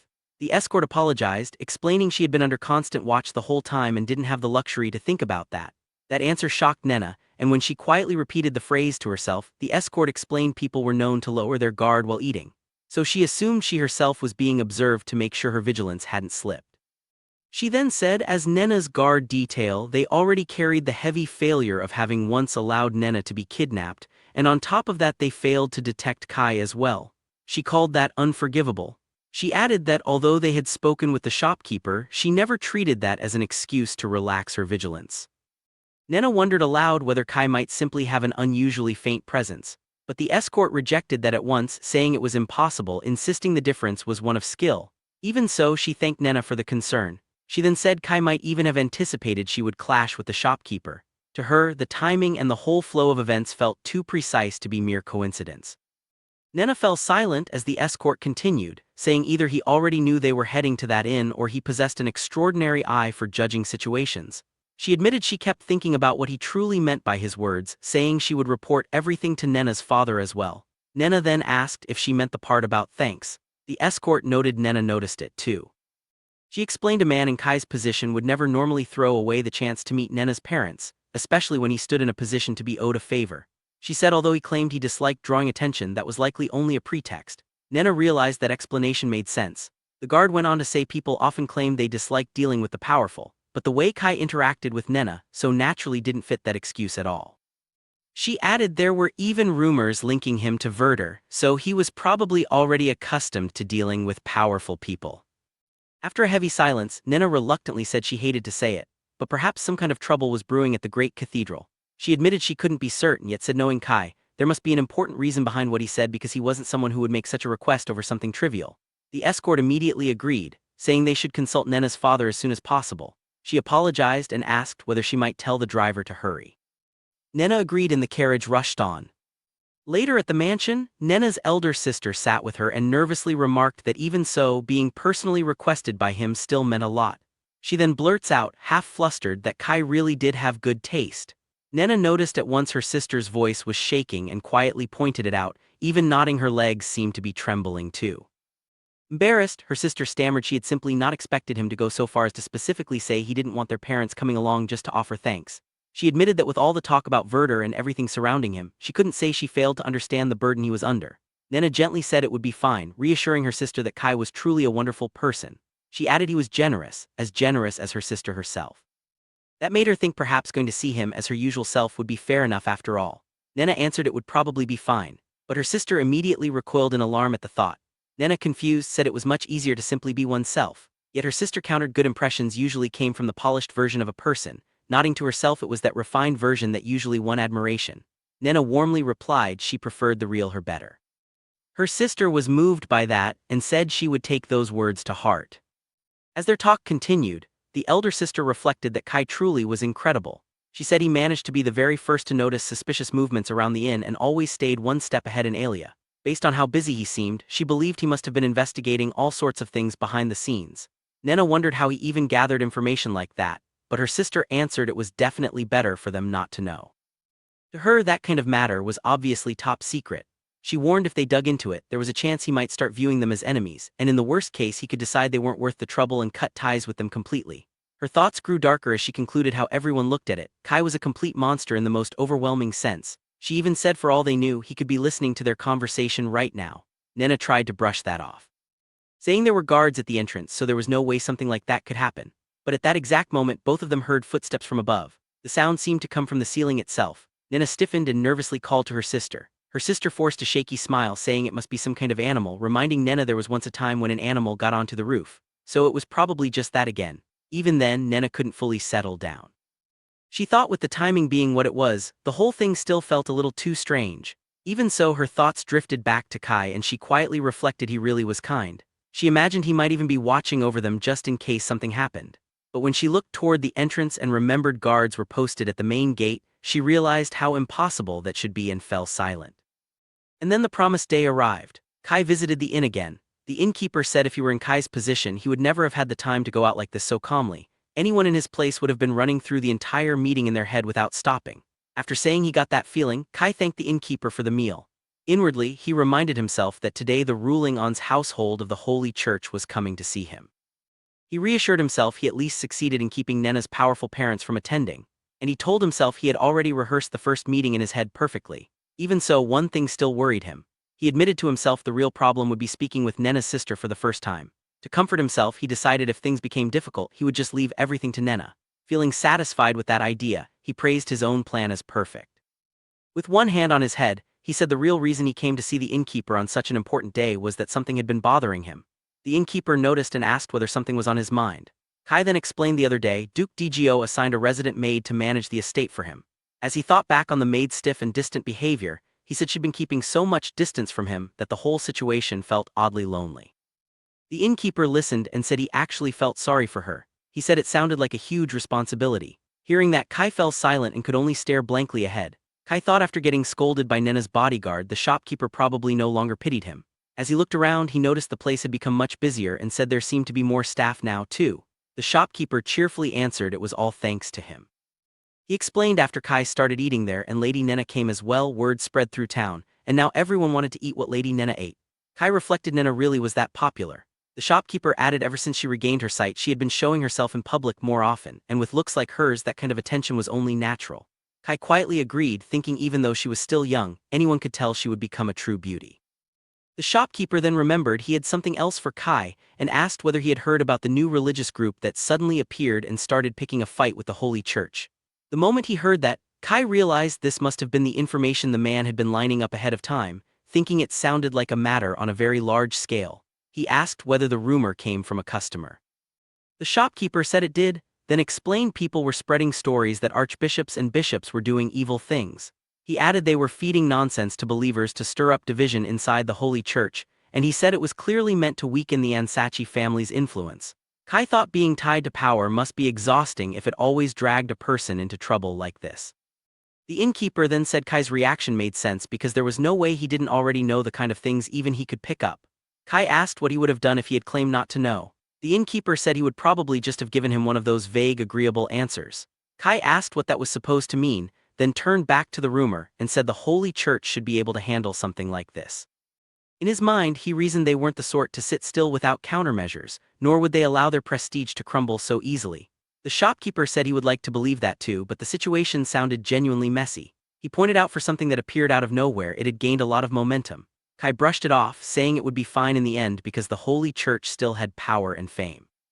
Then the innkeeper eyed Kai, asking whether he had already been pulling strings behind the scenes himself. Kai denied it, but the innkeeper's expression made Kai ask what that look was supposed to mean. The shopkeeper replied he simply didn't buy Kai's innocent act. Kai laughed awkwardly, saying either way he learned some very useful things. He then decided he should ask Nena about it too and see what she knew. The shopkeeper told him this was probably for the best since people like them would be more willing to speak to Kai than to him. Then he said today's bill would be 10,000 real including an information fee. The innkeeper protested, saying Kai was being ridiculous because he only repeated things Kai probably already knew. And since Kai brought Lady Nena there, his meals would be on the house for a while. Startled, Kai asked whether he was serious. The shopkeeper warmly told him not to be shy and to come by again. Kai gratefully said it helped a lot. As he left, he thought that just as expected, doing good really did bring good back in return. When the day of Nena's visit came, the resident maid greeted him. The maid asked whether he really needed to wear the armor when meeting Lady Nena and her elder sister. Kai answered it was just in case because a person never knew what might happen. The maid then said even if a fight did break out, he was said to be stronger barehanded anyway. That made Kai freeze. He immediately asked where that information came from. The maid calmly said it came from Lord Dodet, adding the matter was strictly internal so there was no need to worry about it spreading. Kai inwardly relaxed, thinking it was a good thing he kept the armor on since no one could see his face. At the same time he admitted to himself this maid had lately become someone who scared him a little. Trying to move things along, Kai awkwardly asked whether the maid would be the one showing Nena and the others around. The maid said he could leave that to her and asked where they should be escorted first. Kai inwardly complained that being put on the spot like that only made things harder, then suggested either the study or the drawing room. The maid said there was no issue with either, so Kai chose the study. While watching her, he quietly thought he truly envied how calm and composed she seemed. The matter of the accompanying guards then came up. The maid said the guards would most likely enter with Nena's party as well, and asked what should be done about that. After thinking for a moment, Kai said it might be better to have them wait somewhere outside the study because he would rather not hold a meeting under their constant gaze. The maid said that should be fine. Kai then added the guards could simply do as they liked around the mansion since they would probably just get bored anyway. That suggestion clearly surprised the maid and she asked whether Kai was sure about it. Kai asked whether that would be a problem. The maid answered it wouldn't, saying as long as Kai was fine with it, there was no issue. Seeing that reaction, Kai noticed the maid seemed shaken and quietly hoped it wasn't a bad sign. While waiting for Nena and her sister to arrive, Kai said he had been thinking of sharing some of the treats Karen brought when she delivered the family seal, then asked the maid whether she thought they were good. The maid was caught off guard, asking what he meant, but after a moment she said she didn't see any problem with it. Kai immediately agreed, then asked how much a box of those sweets cost since he wanted to buy them again. The maid said she wasn't certain of the exact price but estimated around 50,000 regul. That number hit him like a shock, and he stared in disbelief at the thought of 50,000 regul spent on sweets. Still rattled, he asked about the ring with the gem he was given as well. The maid said she didn't know the exact price of that either, but estimated somewhere between 5 and 10 million regul. Kai could only fall silent at that answer. Seeing his reaction, the maid asked whether he found the reward insufficient, saying if he wished, she could subtly pass that concern along to the Duke. Kai hurriedly denied it, saying it was nothing like that at all. He explained what overwhelmed him was the thought of people giving away things that expensive so casually, and he inwardly wondered whether he really came across as someone that greedy. The maid reassured him he didn't and explained Lord Dute simply told her to contact him immediately if anything came up. Kai then reflected Lord Dgo really did have a great deal to worry about. The maid said this was simply how a noble kept his honor straight. After that, Kai suddenly asked whether there was anything the maid herself wanted. When she reacted in confusion, he said he would feel bad just receiving things all the time and wanted to give something back to her too. The maid gently protested she was merely an employee and that Lord Dgo already compensated her more than fairly, so he shouldn't trouble himself over her. Kai stepped closer, told her not to be so stiff, and asked her to simply tell him what she liked. After hesitating, the maid quietly admitted she happened to like sweets. Kai brightened, saying sweets were easy enough, so next time he would bring her plenty. She gratefully accepted. He then told her he had things to do in the study, so she should just stick to the plan once the guests arrived. The maid said she understood. As Kai walked off, the maid thought she should inform Lord Diode about this too. At the same time, she reflected that Kai's casual, almost too direct way of speaking was exactly the sort of thing she would expect from someone tied to Werder. Before long, the visit began. The maid welcomed Lady Marie and Lady Nena, thanking them for coming despite their busy schedules. As the guests were led inside, Nena's bodyguard said she hadn't expected to find the maid still serving there. She revealed that when the villa was gifted away, she thought she might lose her position, but that gentleman considered her circumstances. The bodyguard repeated that point in surprise, and the maid said knowing Kai, he could easily have assigned someone much more capable in her place. She added she had never met Kai's former staff or had any direct dealings with him, so she wouldn't have any basis for judging her own abilities by comparison anyway.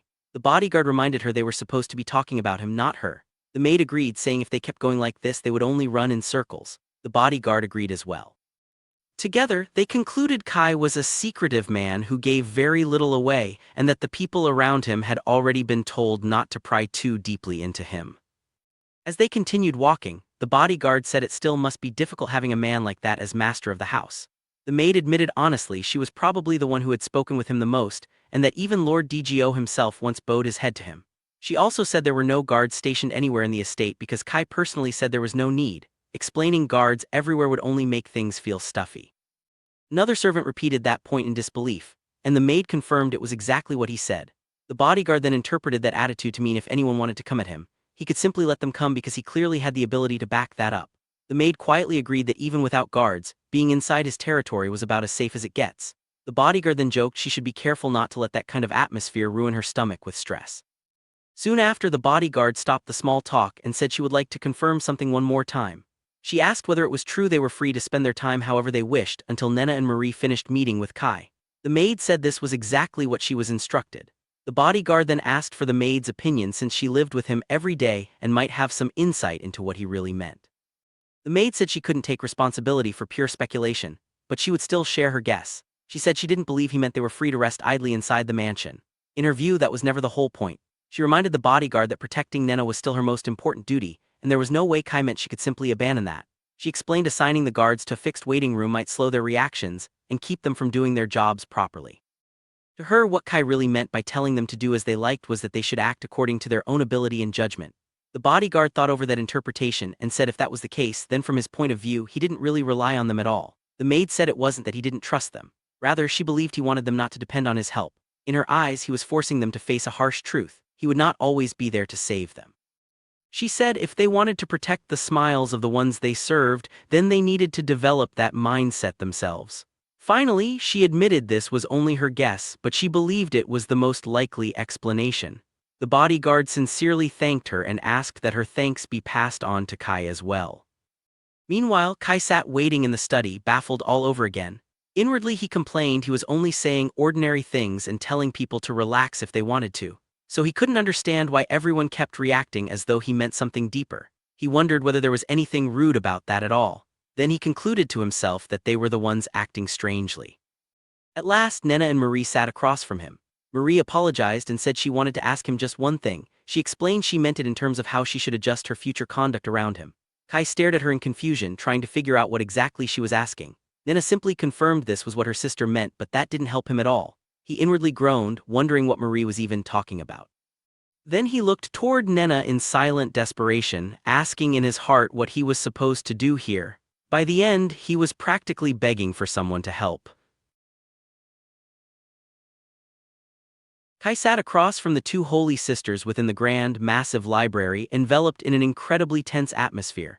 He looked distinctly out of place, clad entirely in heavy armor while attempting to partake in a polite tea party with the high-ranking ladies.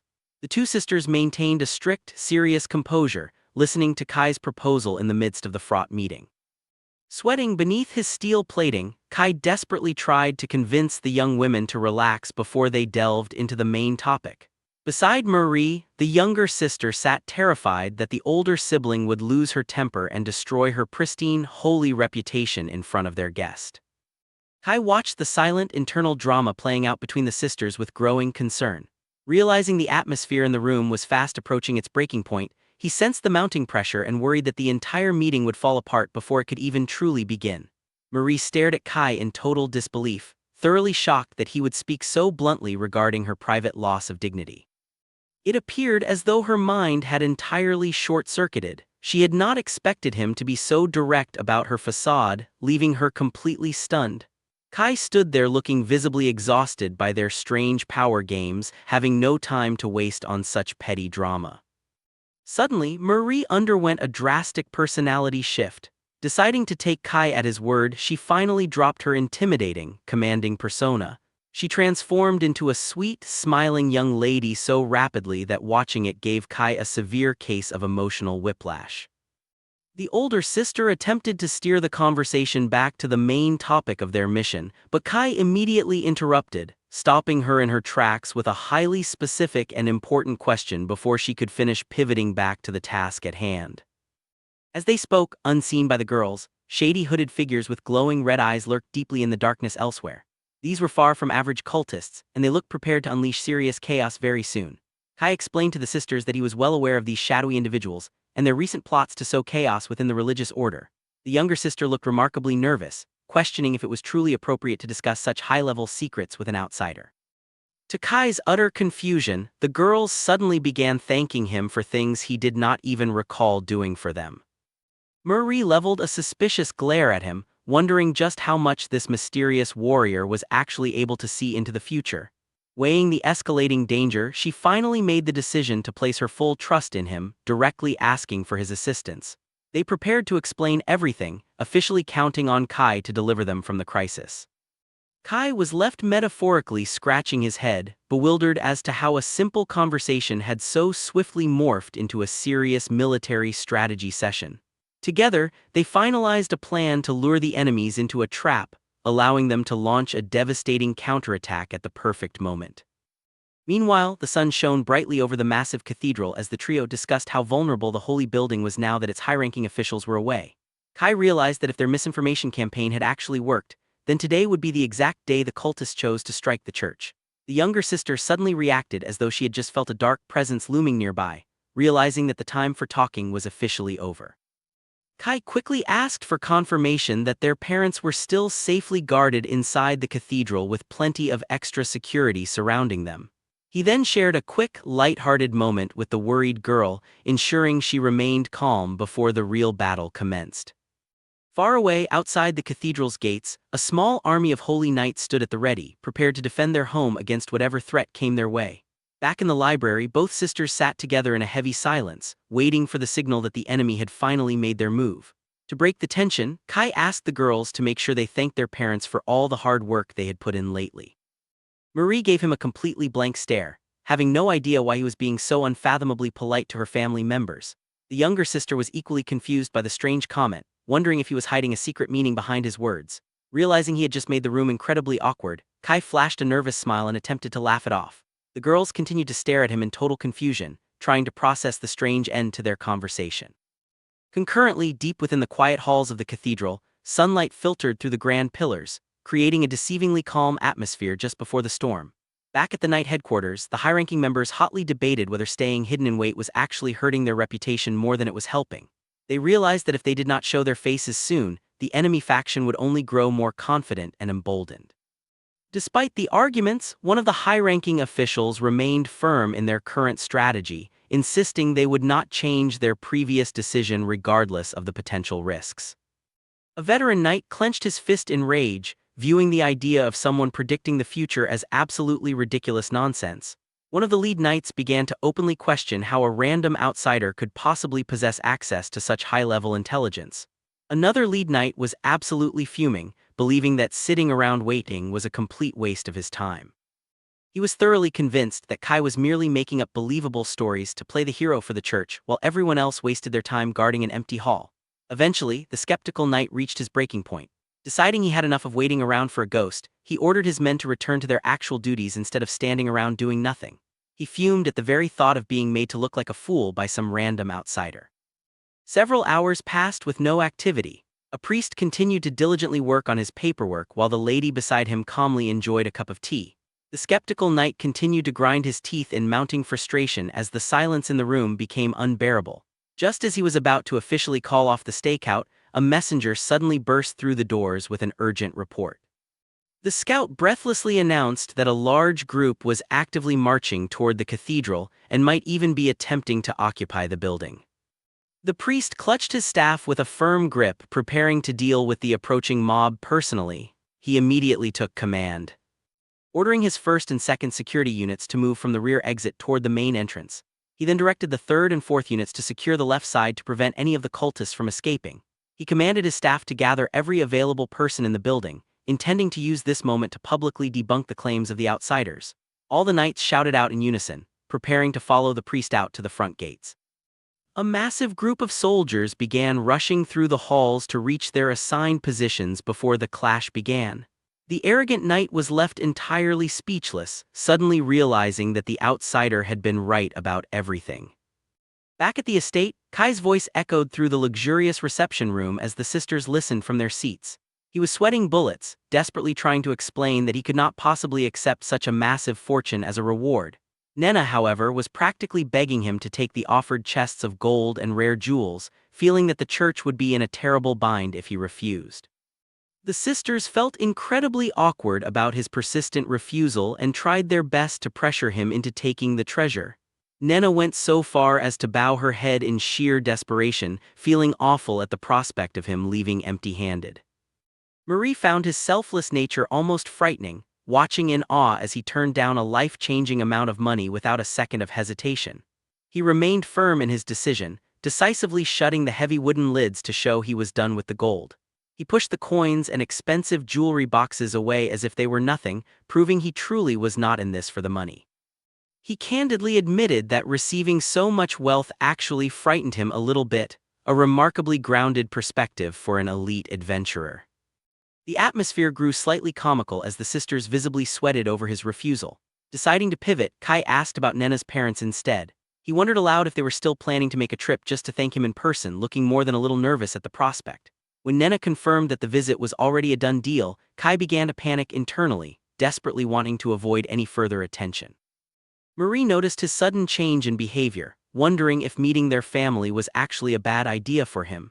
Taking a deep breath, Kai prepared to lay down the law before the situation could spiral any further out of his control. He decided to get serious and tell them exactly why he was refusing their generosity, hoping to finally put an end to the argument. His first point was simple. The gold he had already accepted was more than enough thanks for any one person to handle. He explained that the coins he currently possessed were a huge blessing, and he was perfectly happy with his current haul. Holding up two fingers to emphasize his points, Kai made it abundantly clear that he would not be accepting any more favors. He concluded his explanation by stating there was absolutely no need for their parents to make the trip. Though Nena immediately tried to object, he suggested that their parents likely had other, much more important priorities to focus on rather than traveling all this way merely to thank him. Nena listened with her arms crossed, trying to make sense of his incredibly humble and selfless attitude. Marie was completely confused, having no idea what other priorities her parents could possibly have right now. Still, Kai continued to push the narrative that their parents had much more important things to do than visit the capital. Internally, however, Kai was having a total meltdown. He was making all of this up on the spot purely to avoid the unwanted attention. Left speechless, the sisters tried to figure out what could possibly be more important than the visit. Kai suggested that their family should focus on helping the community instead of expending energy on a thank you trip. He explained that the massive fortune they had offered him would do far more good for the world than it ever could for him alone. A sudden realization dawned on Marie. If the church used this money to grow stronger, they could finally protect the Holy Seal properly. In her mind's eye, the divine artifact glimmered inside its box. As they began to comprehend the true weight of his selfless gift, both girls were left completely stunned by his kindness, finding it hard to believe that someone could be so extraordinarily generous. Marie finally gave in, promising solemnly to use every single coin he had returned for the good of the people. Nena was caught off guard by her sister's sudden resolve, hardly able to believe how quickly the situation had shifted. The younger, red-haired girl noted that Kai seemed genuinely happy about returning the money, realizing it meant he could indirectly help more people in need. Marie listened intently, coming to the conclusion that the man standing before them possessed a heart of gold beneath his intimidating steel exterior. Nena teased her sister, suggesting that a noble man like this was probably exactly Marie's type. The mere thought of him being her type made Marie turn bright red, her heart racing uncontrollably. She tried desperately to compose herself, internally cursing her friend for planting such embarrassing thoughts in her head. Before the conversation could end, Kai reached back into his own belongings to pull out one final surprise for the sisters. He reached over and dropped a small metal object into Nena's waiting palms as she looked on with curiosity. She stared down at her hands in absolute disbelief when she realized she was holding a literal golden key. Kai casually mentioned that he did not have much use for his massive estate, and told them they were welcome to visit and use the place whenever they wanted. The sisters were absolutely stunned that he was simply handing over a key to such a grandiose property without a single second thought. Caught completely off guard by his endless generosity, Marie found herself staring at him with a potent mix of confusion and deep admiration. Suddenly, Kai caught Marie in a gentle, supportive embrace that looked as if it had been pulled straight from a fairy tale, sending her already racing heart into absolute overdrive. Flustered, she could only wonder what kind of person had so much space that they would simply give access to it away. Struggling to process his staggering level of wealth, Nena gleefully hid the key behind her back, immediately starting to plan all the fun things they could do in their new playground. Kai then reached out, giving Marie a gentle pat on the head as she looked up at him with wide, sparkling eyes. He told her to relax, admitting with a smile that he actually preferred her acting like a normal person instead of being so overly formal. The poor girl was officially finished. It was as if an imaginary arrow of love had pierced her heart, and she turned a brilliant shade of red from his casual compliment. Eventually, the carriage wheels began to turn outside, kicking up dust as the group finally departed from the massive estate to head back home. Before leaving, the sisters had offered a deep bow of gratitude, thanking him profusely for his incredible hospitality before setting off for the church. Standing at the entrance, Kai's maid offered a polite bow, wishing the sisters a safe journey as they prepared to set off. She watched the group depart in silence as the carriage rolled away into the distance. With a soft click, the maid pulled the heavy front doors shut, marking the end of a very long and exceedingly eventful day.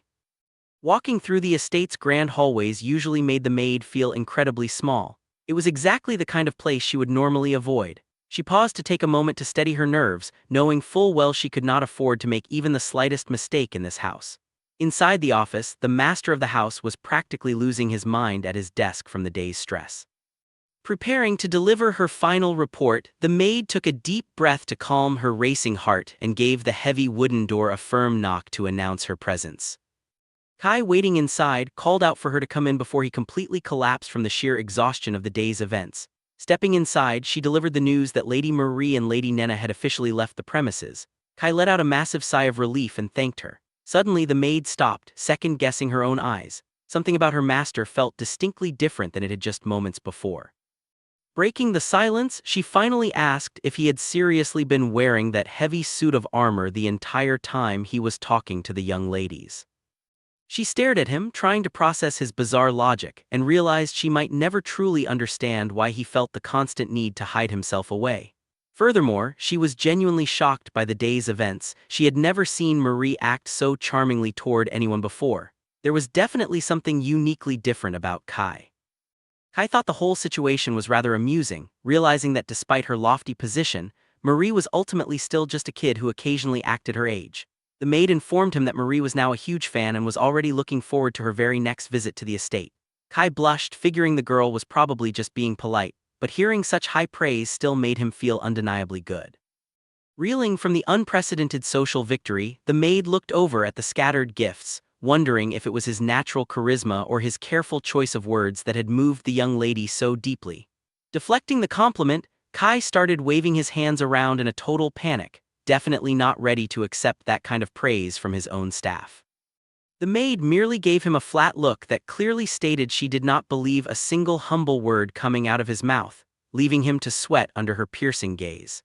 She pointed out that if he could handle a powerful man like Lord Digoat with such effortless ease, he was clearly playing on an entirely different level than everyone else. While the outward persona of Kai seemed masterfully in control, the real Kai was completely lost internally, just trying to survive the conversation by wishing he actually possessed the composure everyone thought he did. The maid watched him carefully, firmly believing that the fact he could act so casually about his own massive influence was the ultimate proof of true power. To her, he was like a social chameleon who used nothing but gentle words to keep the young sisters feeling safe and comfortable in his presence. Because of his unexpected kindness, those two girls had finally looked peaceful and relaxed for the first time in a very long while. On the other side of the coin, she recalled how he had driven poor Duke Digoat to the brink of a literal stress-induced breakdown. She had seen how, just as quickly as he could be kind, Kai could flip a switch and begin tearing into his enemies with words as sharp and lethal as any blade. He had left the powerful man shaking in his boots, cementing the realization that the man standing before him was someone no one should ever cross. The maid silently prayed that he would never flip that terrifying switch on her, witnessing his cold, calculating side from afar had been more than enough. Meanwhile, in another location entirely, a young woman stared forward with an intense and piercing gaze. The time had finally come as she reached out and received the two sacred crests, artifacts that officially granted her absolute, unquestionable authority over both the Holy Church and the vast imperial military.